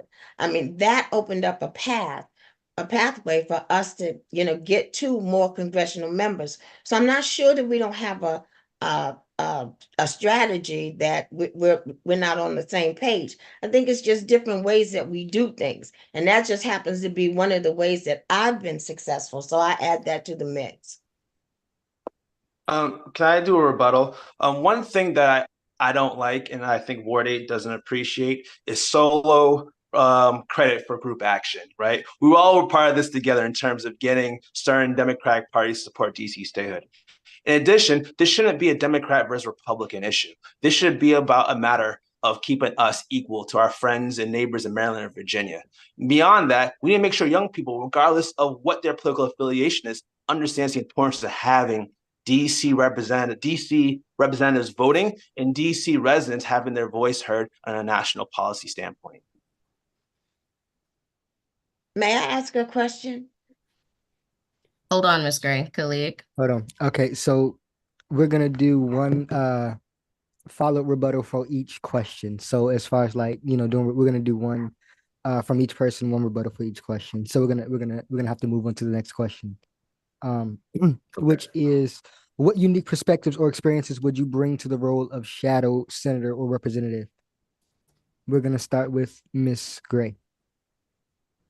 Well, the perspectives that I bring will be the things that I will do. First of all, the one thing that I do know about this particular position is that the first thing, first and foremost, is that you have to support this issue, and you have to continue to teach and show people what it means really not to be a state. I have found that when we do that, people get it, they get it, and they understand it. The second thing you have to do, and I think to be on this job, which is a voluntary position, is to get on that hill, to talk to members of Congress, but also to be there, present in the moment when there's an oversight committee or an oversight hearing and they are attacking home rule.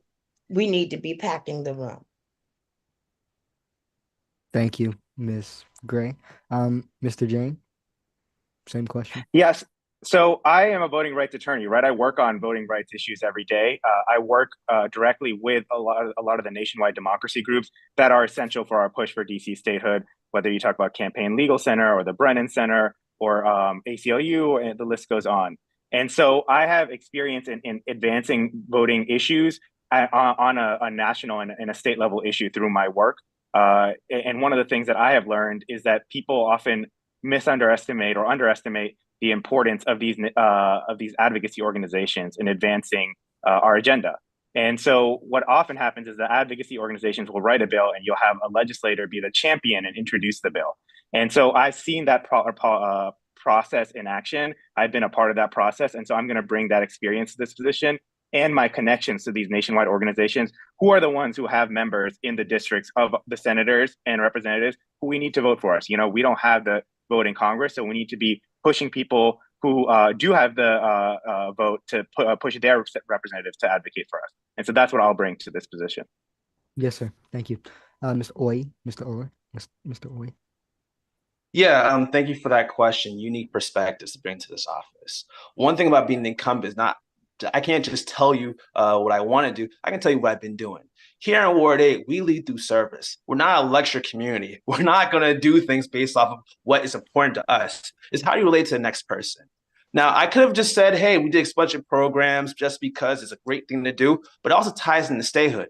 Because DC is not a state, we're restricted in how much we're able to expunge records. So rather than just yell at people about why voting is important, we get to tell people about how it impacts their lives. Now, there's a conversation about me being on the Hill. I have relationships on the Hill. The reason why I was able to be on the Congressional Black Caucus panel is because Stephen Horsford knows who I am and respects what I do. Because Representative Plasker knows who I am and respects what I do. Because Don Beyer knows who I am and respects what I do. It's not based on how well I can speak on a stage. It's based off the impact we have in our communities and what we can bring to the legislative process. Thank you, sir. Mr. Kinlow.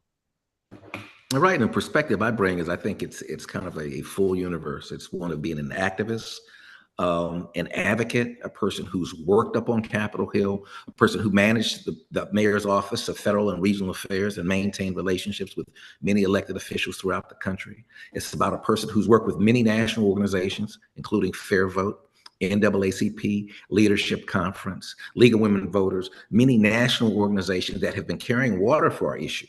So a person who's able to work through organizations, work with elected officials to build a perspective, and a person who's worked on public awareness campaigns out in states. I've worked with the party, the Democratic Party in Washington, D.C., and the Democratic Party in West Virginia to counter some of the things that Senator Manchin has said and build support in the state. So that's the perspective I build, kind of a worldly, a broader perspective that involves the people, the players, and the places. Thank you. Thank you very much, Mr. Kinlow. Okay. So any other comments? Actually, I do have a follow-up question for Mr. Oye. You have 30 seconds to respond to a follow-up question.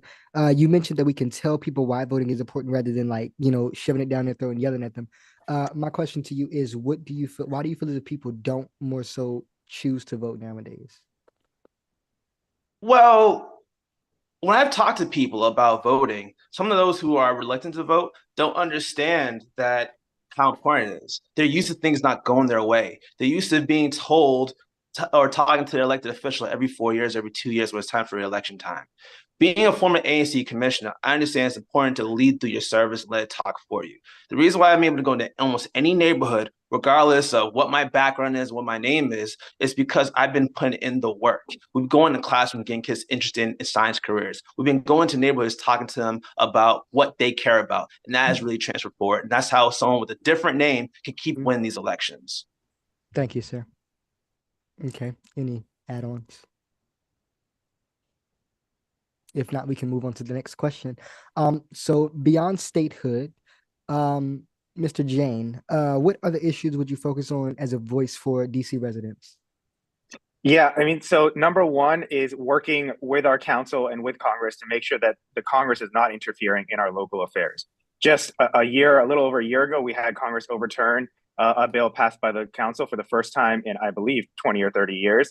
And so I will be, number one thing I promise to anybody watching this is that I will advocate to protect any DC law from being overturned by Congress, no matter what my personal opinion is on the issue, no matter what the mayor's opinion is or any member of the DC Council's opinion is. So that's one of the main things that I'll be making sure I'm doing, is working with the council and Congress to kind of be a liaison to understand what can we do to stop the Congress from getting involved in the first place. And if they choose to get involved, how can we make sure that they're not successful in overturning our local efforts? I'll say a second thing is making sure that Congress is working positively with DC and not negatively. Congress has for years prohibited DC from using our own local tax dollars to subsidize abortions for low-income women. They prohibited us from legalizing the sale of marijuana. Those are things I would work to get rid of. And I would work to get federal funding for things like Metro, which is facing a huge fiscal crisis and could really use some federal funds to keep our service levels that our city needs. You're on mute, Calique. Sorry. Thank you, Mr. Jain. Mr. Kinlow, same question. Okay, well, I think that it's a full-time job to defend democracy in Washington, D.C. And you're really going to spend a lot of time there because you've got a number of members of Congress who will always say something stupid about Washington, D.C. that will attack us on whether we have too many cameras and that maybe we shouldn't have those cameras, or our ability to tax cannabis, or a woman's right to choose. Right now, in this particular cycle of political theater, you've got candidates for president on the other side, I'm not going to mention his name, saying that he'd like to minimize Washington, D.C. and remove the Home Rule Act and put it under a local control. Well, that will be a full-time job. This has been almost a do-nothing Congress, and many Republican members of Congress have, one of their top talking points has always been Washington, D.C., that they're not doing a great job. I think that we need to be on offense as well. You attack me in Washington, D.C., I'm going to attack you back in your state. I'm going to attack you back in your city. You talk about my crime, I'm going to talk about your crime. And I'll be very specific with it as well. So we need to be on offense. Yes, sir. Full-time job. Yes, sir. Ms. Gray, same question. Oh, the thing that I would do, one thing, let me just say this. I have to agree with Mr. Kinlow. This is a full-time job. It's a volunteer position, but it is a full-time job. And whenever there is a need to be on the Hill and to be in those oversight hearings, I will be there and try to pack that room with as many Democrats so that the GOP actually has to look us in our faces, as they did on March 7th, 2 days after the council signed off on Secure DC.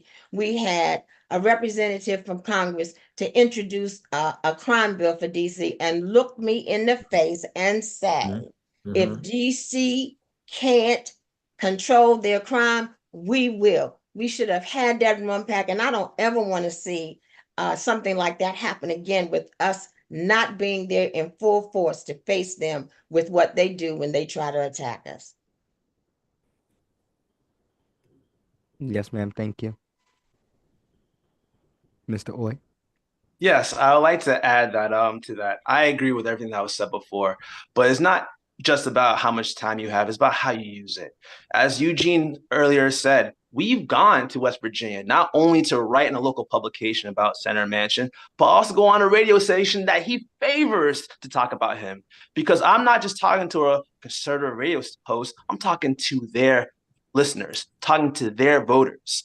As long as we don't have awareness in all 50 states about DC statehood, then those Congress members can hide behind DC statehood. Even those that support DC statehood on paper may not have all the courage once it gets closer and closer and closer. So it's not just about today, it's also about the DC of tomorrow.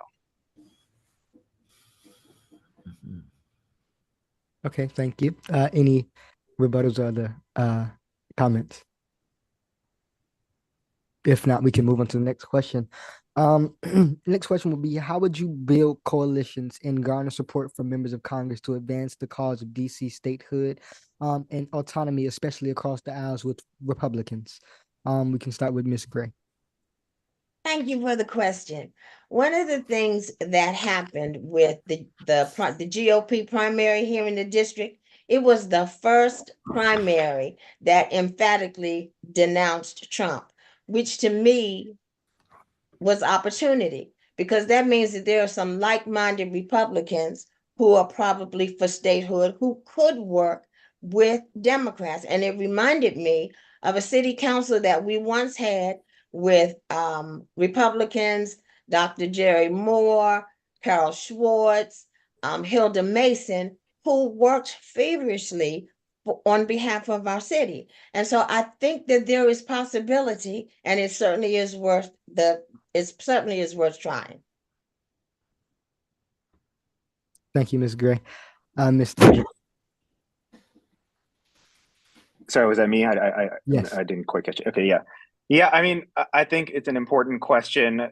The number one thing is I think we have to be a little bit strategic about it, right? I don't think Ted Cruz is going to be supporting DC statehood, but I think that you could get Senator Lisa Murkowski from Alaska to support it if you make the right arguments. And she's somebody who's more moderate and who herself lived through a time period when the place she lived in was not a state, was a territory. And so really be strategic about who you're reaching out to.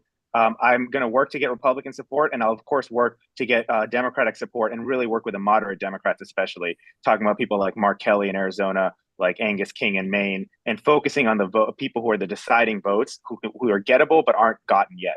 And so that's what I'm going to do. I'm going to leverage my pre-existing relationships with members of Congress and staff members on the Hill. And I'll also make sure I work very closely with the Virginia and Maryland delegations to make sure that they can work with us to advance statehood forward, because they have a vote and they have a lot of a stake in what happens in DC, because so much of what happens in DC affects them too. Yes, sir. Okay, Mr. Kinlow. All right, so coalition building is very important. When I worked at DC Vote as their director of public affairs, we went from about 20 organizations to over 100, using local organizations first to spiral and leverage to get the national organizations. And that's been very successful. We still have to do that. We got to continue to build to make sure that we've got a presence out in the state, in every state. So it's got to be a 50-state strategy based on the people in the organizations, you know, the League of Women Voters, the human rights organizations, the civil rights organizations, the unions, all of those have favor in Washington, D.C. on our policies, and we need their support. So we have to continue to do that. But we also have to cross enemy lines, right, when we go out to the states. That means talking to people we don't normally talk to. So over the last number of years, I've gone to, last 20 years, almost every Democratic convention to talk about DC voting rights and DC statehood. But I've also gone to the Republican conventions. I've gone with our shadow delegation. I hate saying shadow, but our statehood delegation. I've gone with our delegation, and I've also gone out with our mayor. So we need to do all of those things, but we need to cross enemy lines and be there in the states. Thank you, Mr. Kinlow. Any other? Yes, I don't think I've given my minutes. My apologies. I'm sorry. No problem, colleague. I know it's 4 people, so it's a little bit more than 2 from last time. Yes, coalition building is important, but the key to coalition building is not the who and the what, it's the why. It's telling people why DC statehood impacts them. I would not have been able to go to California and talk to folks if I didn't explain to them how more DC votes could increase water purity and infrastructure in their home state. We've done a lot of coalition building, not just with organizations, not just with members of Congress, but also with endorsing organizations. Common Defense, a veterans-led PAC, now asks people running for office if you support DC statehood. They're a nationwide organization. They would not have done so without us pushing for it. Another thing about reaching across the aisle, I've done so. Senator Roger Marshall's office, Senator Kennedy from Louisiana, they will only support DC statehood once we find a partnering state to go with us, whether it's Republican, Democrat, whether it's slave or a free state. They're not just going to be the first Republican to jump on board with DC statehood. They're going to get trounced. So we have to do our job to make sure we get DC statehood as a priority, and then the Republicans will play ball and find their alternative solution to add their second state to it. Thank you very much, Mr. Oye. I do have a follow-up question for Mr. Kinlow. So considering the historical resistance from some members of Congress towards DC being a state, concerns about the city's unique status, how do you plan to navigate deeply integrated, ingrained ideology and effective sway opinions in favor of DC's autonomy? You know, I think there's a variety of fact patterns that can be used. One, I think that if you looked at polling over the last 10 years, arguments that have been very persuasive for most Americans have been on the tax issue. Taxation without representation is what? Is tyranny. That has responded. That makes people respond. So we've got to use that a little bit more. You got to use our veterans. We have veterans, people who fight and die in wars, yet they have no vote in Congress. The tax issue is very persuasive, and the veterans issue, we got to put them together with our student issues. And there's just so many more issues that we can use, and those are two that I would start with. And is it okay if I just add something, 30 seconds? Yes, I was going to ask you the same question. Yeah. Yeah, I mean, one of the things that I've noticed is when you talk to people who don't live in DC and you explain to them what it means to lack statehood, they get it immediately. Unless you're talking to a very partisan Republican, every single person I have talked to is like, what the heck? You know, you guys don't have the right to vote and you're taxed. And so what the problem is people just don't understand. So we need to get this issue in front of people. And I think when we get the issue in front of enough people, that is what is going to break the logjam, that they need to understand this is what it really means to be a resident of Washington, D.C. We are tax-paying American citizens who want the same rights that you have, and we just don't have them. And so I think that's where it comes down to. And if I can just, it's not quite a rebuttal, but just to add a little flavor to that conversation. Okay. Because it may help folk at home as well who don't understand that we in Washington, D.C. pay more taxes than 24 states. We in Washington, D.C. pay number 1 per capita in taxes. Most Americans are concerned about taxes. And so we've got a way to get into to talk to them. If we were a state, we get $3.2 billion more in Washington, D.C.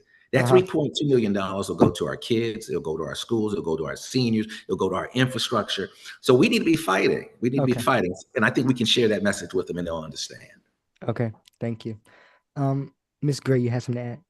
Yes, I'd like to add to it. I think that people do get it. But one of the things that I mean, it can be a very simple conversation. Once you tell people, Congress doesn't take care of us.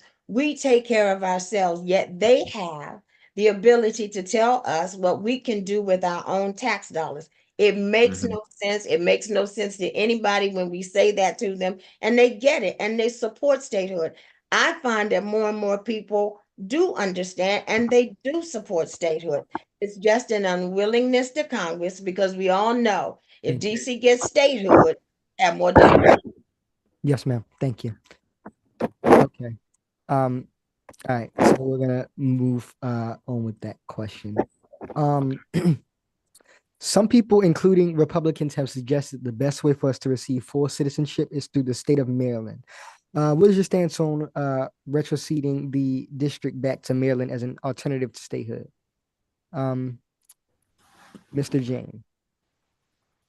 Yeah, I strongly oppose retrocession. And in fact, I have testified before the Maryland General Assembly to that effect. A few weeks ago, there was a hearing on a resolution that a representative Maryland had introduced, saying that Maryland does not support retrocession and that there's no legal basis to deny DC statehood because of any claims Maryland might have on that land. And I testified in support of that resolution. I'm hopeful we can pass that resolution. The people of DC have been separate from Maryland for over, I believe now, over 200 years. Sorry, don't quote me on that, but it's been a long time. And longer than, West Virginia has been separate from Virginia, longer than a lot of states have existed. We have our own culture here in DC. They have their own culture in Maryland. We don't want to be a part of them. They don't want us to be, they don't want us. There's no reason to force this unwilling marriage upon both parties. The only solution to our disenfranchisement in DC is statehood, and I will be 100% committed to statehood, and I will oppose retrocession. Okay. Mr. Oy. Yes, thank you for that question. I wholeheartedly agree. I've knocked on doors in Southeast DC. I've knocked on doors in PG County. PG County doesn't want to be in DC, and then DC doesn't want to be part of Maryland. Not only would it not work economically, not only would it not work culturally, it won't even work politically. The governor, the former Republican governor of Maryland, did not want DC voters to vote in his election. We are the smartest people in this country. We can vote our own mayor, we can vote our own council, make our own decisions for ourselves. We do not need Congress to oppress us and interfere with our legal, our legislative process. We don't even have them do that in their own separate jurisdictions. We're safer than some of the Republican districts in Congress, whether it's Bakersfield, where our former Speaker of House resides in. And we have the tools, we have the people, we have the intelligence to make the best decision for ourselves. We need statehood to be able to have full autonomy, to have full control of our resources, and have a say on national matters. Thank you, Mr. Oy. Mr. Kinlow. All right, so this conversation really is kind of a false flag. And folk want you to think about this as a real option, but it's not. The things that you hear people talk about is, well, maybe a constitutional amendment, one. That's not going to happen. And two, they want to talk about retrocession, and that's not going to happen. For retrocession to happen, really two elements need to occur. One, residents of the District of Columbia would have to say that they want to be a part of Maryland. In 2016, as a part of that election, as a part of the convention, residents of Washington, D.C. said they wanted statehood, which is not being a part of Maryland. And the citizens of Maryland, the number two, citizens of Maryland would have to say that they want us to come back. And that's not going to happen. We've worked very hard with Maryland. We've got folk on like Steny Hoyer. We were down there. We're moving legislation and testimony in Maryland, and that's not ever going to happen. So when you hear these issues, people out in the world, retrocession and a constitutional amendment ain't going to happen, and talk about DC statehood. That's what we need to talk about. Thank you, sir. Ms. Gray.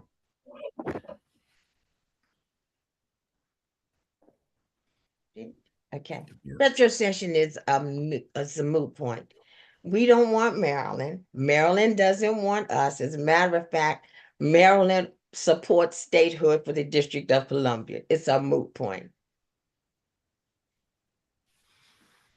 Okay. Follow-up question. Hypothetically speaking, this is just general for anyone. Hypothetically speaking, pursuing retrocession to Maryland emerged as the only feasible path towards achieving full citizenship rights for the district residents. Would you be open to reconsidering? And if so, what criteria or conditions would need to be met for you to support this course of action? I want to start with Mr. Jain. Yeah, I just don't think that's the premise of the question. I just don't agree with, to be honest. I don't think there's ever a situation where the retrocession will be the only feasible option, because there's always the option, if we don't have it this Congress, to come back next Congress. And if we do retrocession, that is permanent. You know, we are permanently choosing something. It's not like a half step. I support some half steps. You know, we're talking about getting maybe a vote for a real vote for our representative. We're talking about getting some more control over our criminal justice system. I support that because that's a half step on the path to statehood. Retrocession is a totally different path, and I don't support that because it's just not it's not going to happen, and it's just not a real option. Okay, thank you. I have one more rebuttal from Mr. Kinlow. Actually, I'm sorry. If Miss Gray have something to say. I totally agree. It's a moot point. Yes, ma'am. Okay. All right. Okay, and so here is our next question. We asked the at-large candidates this question earlier. So we're gonna ask you the same question. How do you feel about Initiative 83? Mr. Kinlow, you can answer that. All right. So one, I think if you can get the votes, you can put it on the ballot. So I'm supportive of anything that people want to put before the people. But I don't think that 83 is right for us here in Washington, D.C. As a member of the Democratic Party in Washington, D.C. National, I know that our Ward 8 organization, which I'm a part of, has voted against it. I know that the Democrats in Washington, D.C. have voted against it. And I am not supportive of people joining a Democratic primary and weighing in that are not Democrats. Yes, sir. So you're talking about the CRB, Initiative 83. So I think that this is something that's not good for us here in Washington, D.C. I'm not persuaded that the experiments that have occurred in Alaska and New York are right for us here in Washington, D.C. And I don't want to be an experiment. So I oppose it. Okay. Thank you. My apologies. I meant to say it was 30 seconds, but Okay.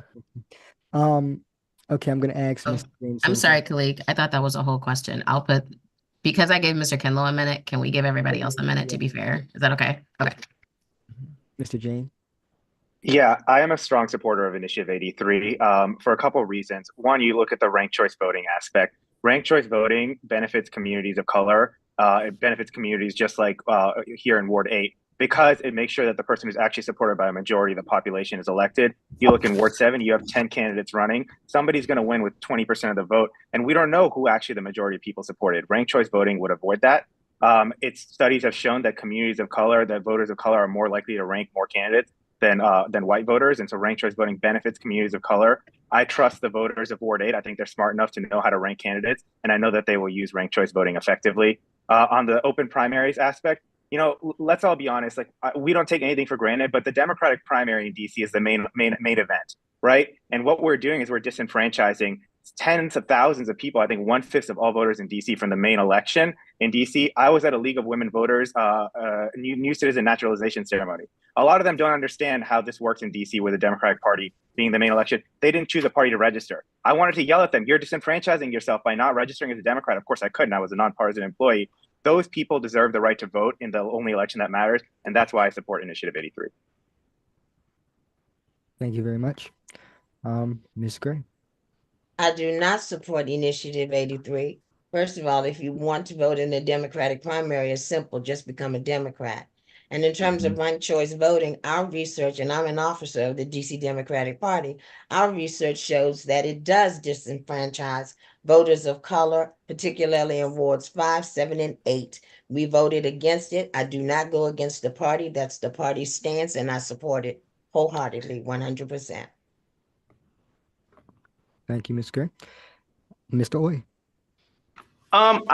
The idea of I-83 is to make sure that the candidate gets the majority of the votes. However, I do have concerns about the implementation of it. It's very hard to go from voting traditionally to ranked choice vote without any type of lead up to it.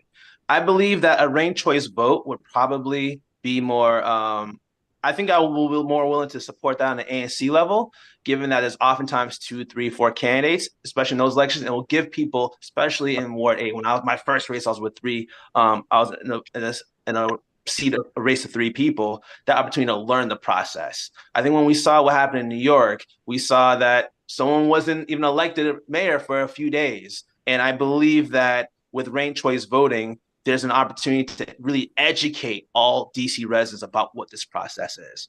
In terms of open primaries, I believe that the Board of Elections tried to make it very easy for you to register. And they tell you if you're one party or the other. Now with mail-in ballots, if you don't get a ballot, you can really see what your registration is. And I believe that before we were to implement something, we definitely need to have a high level of education for voters, civic engagement. All right, I just want to rebut something I heard, Calique. 30, okay. All right, and that is, if this is about enfranchising people who like to use the franchise of voting, well, there's some things that we can do. One, we spend a little bit more money on GOTV, and that means get out the vote, right? 2, if you really want to enfranchise and get more people to vote, why don't we make Election Day a holiday where people can come out and vote, and it is a day off. You don't have to compete with work, school, or anything else. Those actions right there will enfranchise a majority of folk because it makes voting easier. And your goal is to remove barriers. That will remove barriers. Can I just add something as well, Calique? Yes, sir. Yeah, I mean, I agree with everything Eugene just said. I mean, we can do all of that, and we can support in ending disenfranchisement for independent voters in our primaries.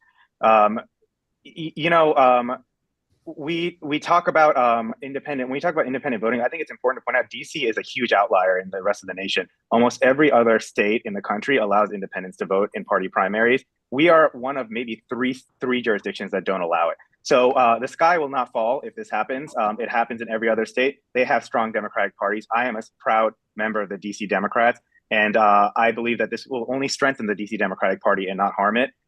We should just, follow the lead of every other state in this country and allow independents to vote in party primaries. Okay, thank you, Mr. Jain. Are we only allowed one rebuttal? Is that the rule? We have to. 'Cause this is a Democrat organization. We're talking about independence. I just have to say that I stand with Democrats on this. Yes, sir. All right, so we're gonna have to move forward to our next question. You'll be given 30 seconds each for this question. And we're gonna start with Mr. Oye. How would you work to involve and engage DC residents, particularly youth here in Ward 8, such as myself, in the statehood movement? 30 seconds. Absolutely. We have to invest resources. I'm proud to have been involved in the DC Statehood Essay program that Phil Pinnell and ACC has championed for the past few years. Getting young people those early experiences of being civically engaged really helps them in the long term, whether they want to run for office, whether they want to go on campuses spreading the fight for DC statehood outside the district, and really helping us get closer to statehood. In addition, we launched a monumental vote center at Howard University, making sure that young people can actually vote on campus. Never been done before in DC on college campuses. We're trying to spread that all throughout the city. We want to make sure that folks understand that they can vote and start those actions early. Thank you very much, Mr. Oye. Ms. Gray. Well, thank you for the question. And I'm happy to announce that as the DC Democratic Party has the same feeling about engaging young folks, we are already in process of going into high schools to educate them about the educational process and helping them to get registered to vote. We also have college Democrats as members of the party who also help us to get out the vote. But it is important, and these young people who are coming on board are learning more and more about statehood themselves, and they are our young voices in this whole process. Thank you very much, Ms. Gray. Mr. Kinlow. All right, so young people are and have been a part of every movement. We see the activism now in our newspapers and on TV every day. You see how many young people are active on issues that move them. We saw it 30 years ago on South Africa, and we need to get more engaged now. I've been a part of a team that helped support grants for young folk, including the Anacostia Coordinating Council. I've been out there supporting organizations like Students for DC Statehood to build momentum and build awareness out in the states. And I think that we still have a lot of work to do to get all of our students who are here in Washington, D.C., so when they go out into the country, they can share their message. Yes, but we sir. can do more. Yes, sir. Thank you very much. And Mr. Jain. Yeah, I mean, I have two thoughts on this. One is that I see a lot of the same people at statehood rallies and events I go to, which I do go to all the time. It's a lot of times you see the same people. And so we need to expand the group of people who are going to these events. And one of the ways to do that is through things like educational campaigns of our young people, especially in Ward 8, going to schools, talking to the seniors in the classes. And I really want to commend Rep. Oye because he's been doing a lot of this work, and I want to keep, work with him to continue doing that. And the second thing I'll say is that, a lot of people don't get involved because they don't understand why statehood matters. What does it mean to me for DC to be a state or not be a state? And so we need to explain to them why it matters that crime is higher in DC because we're not a state, because we have a messed up criminal justice system, and connect it directly to their experiences. Yes, thank you. And here is a quick follow-up question. Recognizing the role of our young people in DC, how do you envision that by empowering young people here, not only as participants, but as leaders within their statehood movement? And what concrete steps will you take to ensure that their voices are not only heard, but they are a part of the movement that you are trying to set apart? I want to ask that to Mr. Jain.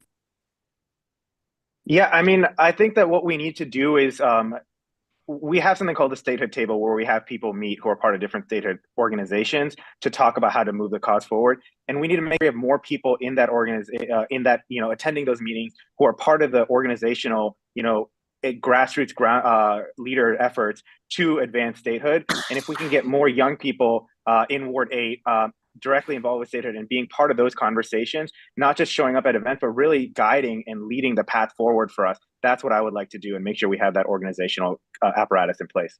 Thank you very much. Okay, so now we're gonna have the closing statements from each of you. You all have 1 minute to do so. And yeah, so we can start with Mr. Oye. First of all, Calique, I want to say thank you for not only leading this panel, moderating here, but also moderating the earlier debate. I want to thank you all here at Ward 8 Dems. I see my friends LaJoy, Troy, Phil, and members on this panel who are really taking it to the next step. You know, being in Southeast Washington, D.C., is not just about how you spend your time or how much time you have. It's really about how you impact other people, how you platform other people, how you take this seat from the shadows to the next step. And I'm very proud to do so. Whether it's our DC statehood rallies, whether it's going to Congress, whether it's bringing Congress to some of our events, it's really been something that has been tantamount to what we've done in this role. I ask for your vote. I ask for you to share what we've been doing in this office with your friends, because the more people that know about this role, the more successful we'll be, the more we'll be able to make DC statehood a reality. And I thank you so much for allowing me to be here. I thank you so much for allowing the spotlight to be here. And more importantly, for using Ward 8 values to take this level to the next. It's not about what the mayor can do, what the council member can do. It's how each and every one of us can make this city safer and more fair. Thank you. Ms. Gray. All right, thank you. I am asking for your vote because I'm already on the job and can document my work. Please go to lindagraydc.com. We need to have a representative that has the available time to go on the Hill as defined in our New Columbia Commission, who has talked to Congress folks, who have talked to the President of the United States, who involves Democratic parties across the country to support DC statehood. And finally, I want to remind everybody that what happens with us, particularly with women, the assault that women suffer through all across this country, we need more women in office all across this country. There has not been a woman in this position since 1993. And so we need someone who is available, who will work to try to flip Congress, to try to stabilize and maintain Democratic control in the Senate and get one more shot at statehood. Thank you. Thank you very much. Mr. Jain. I also want to just thank you, Calique, for being an excellent moderator, and Ms. Johnson and Mr. Presswood for being great timekeepers and putting this on. So my name is Ankit Jain. I'm asking for your vote on June 4th for Shadow Senator. I am a voting rights attorney. I'm doing this work because I truly believe in democracy. This position, I'm running for this position as an outgrowth of everything I've been doing in my entire career to advance democratic rights forward. And you know, I don't take democracy for granted. I grew up as the son of immigrants whose dad had to get sleep outside overnight outside his local immigration office to get a green card and get on the pathway to a vote. And my dad worked too hard to gain that right to vote, to see his son lose that right just because he decided to cross the river into the city. So I will be dedicated to this cause. I'm 100% committed. I'll show up every day and work hard. And I'm somebody who has the vision and experience to get what we deserve out of Congress, but also brings that new perspective, not stuck in some of the status quo thinking. I'll make sure that we advance statehood forward. And I hope you'll vote for me on June 4th for Shadow Senator. My name is Ankit Jain. Thank you very much. Thank you. And Mr. Kinlow. All right. So first of all, I want to thank all my Ward 8 neighbors and my Ward 8 team and all the statehood activists for being here to see us have this conversation. I've got two personal asks. One is personal, but the larger one is that I need everyone who's involved and can hear my voice to be involved in the statehood movement, because statehood is not about me. It's about all of us. So I need each and every person. If you're part of an organization, urge that organization to do more. Be involved in an organization. If you're not, join one. All right. So be a part of the movement. And then second, I need you to vote for me because I have the experience. I've got the relationships. I have done the work. I'm not new to the game. I'm true to the game. I've been doing this work for 20 years and at a very high level. When people didn't even think about statehood, now it's sexy. Everybody wants to talk about statehood. But we've got a lot of work to do. And I am your guy, Eugene Kinlow. Vote me on June 4th. Thank you. Thank you very much, Mr. Kinlow. Thank each and every one of you for coming on here, taking the time out of your day to speak with us and give information to the Ward 8 Democrats about who you are, your vision for Ward 8, and how you can help us and assist us with moving forward and making DC a state. So once again, we appreciate you and we applaud you on today. We thank you for being here. And so at this time, I just want to say thank you to everyone who were on here. And we do appreciate each and every one of you for logging on. We hope that you gained something from it, got insight, and we hope that you listened to hear something that was impacting. And it made your decision of voting a little bit more easier. When I turn 18, we're definitely doing it. So yeah, thank you guys for having me. We're going to turn it back over to Troy, and I want to tell him thank you for having me. And next time you see me, I might be the president of, Ward 8 Democrats. So have a good day. Thank you. Man, from your lips to God's ears, I hope you want to become president of the Ward 8 Democrats, because you knocked it out of the park.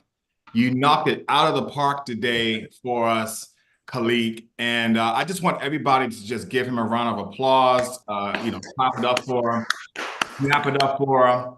And, he's so humble, but I am not. And so I want to share with everybody his Cash App. If you really, really want to thank him, and I had to pry this out of him, by the way. But if you really want to thank him, because he just wanted to go along for the ride, and sure, the ride is important, but you need gas for the ride. So here is his Cash App, everybody. Please, if you are live with us right now, or if you watch this on demand, you have an opportunity to sow a seed into this young man, to thank him for moderating this panel today, panels really, but then also to support our young people. We talked a lot today about youth violence and how can we do more to prevent youth violence and to get them on the right track. Well, we have young people, most of our young people, and hear me when I say this, most of our young people are doing the right thing.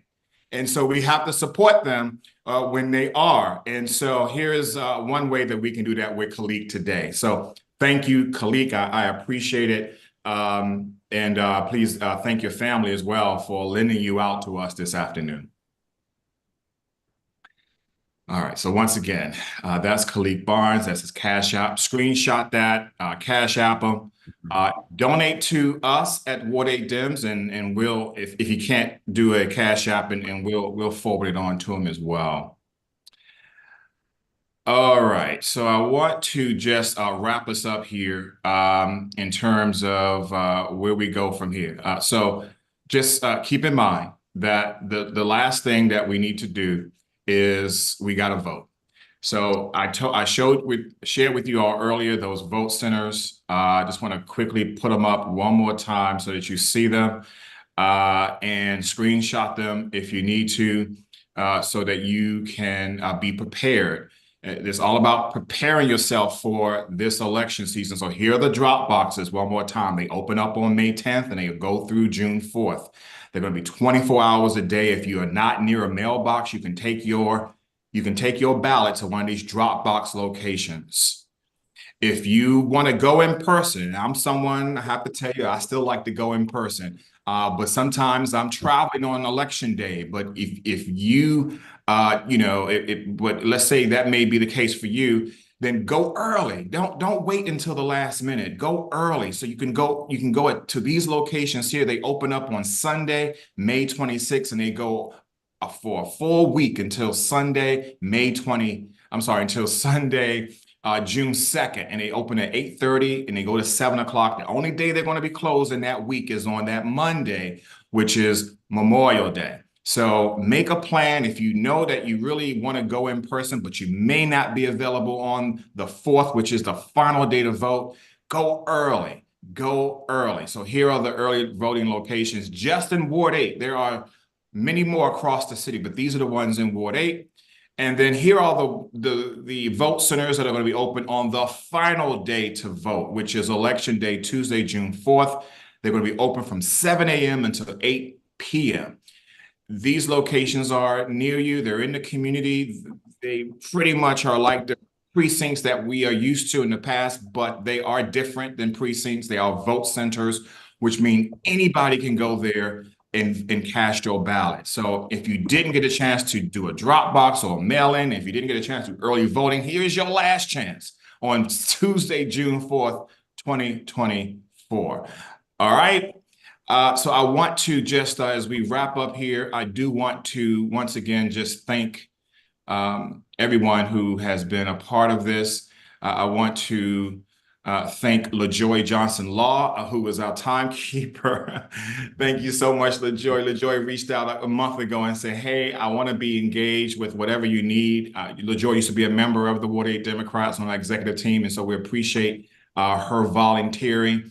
I want to also thank the candidates. I want to thank Robert White, who is running for at-large, and Rodney Red Grant, who is also running for at-large. I want to thank Ankit Jain, who is running for Shadow Senate, as well as Eugene D. Kinlow, who's running for Shadow Senate. And I want to also thank Oye Owolewa, who's running for Shadow U.S. Rep, and Linda L. Gray, who is also running for U.S. Rep. I want to thank all of you for being here in Ward 8 today virtually. I want to thank all of you for joining us online today. Be sure to stay up to everything that we're doing and check us out on Facebook, Twitter, Instagram. All of our videos, including this one, will be on those sites, as well as on our website at ward8dems.com.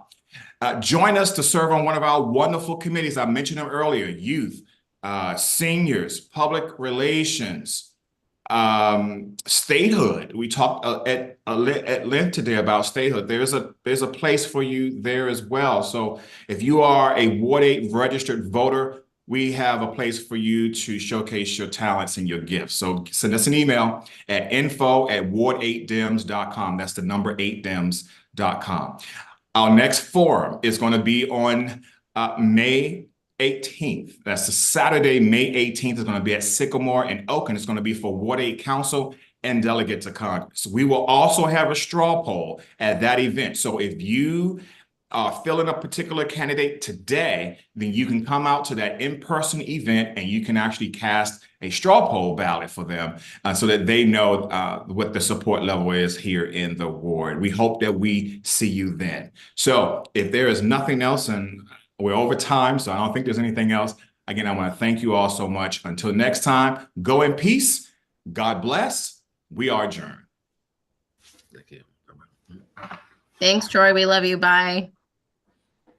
Joy. Bye, you guys. Thank you.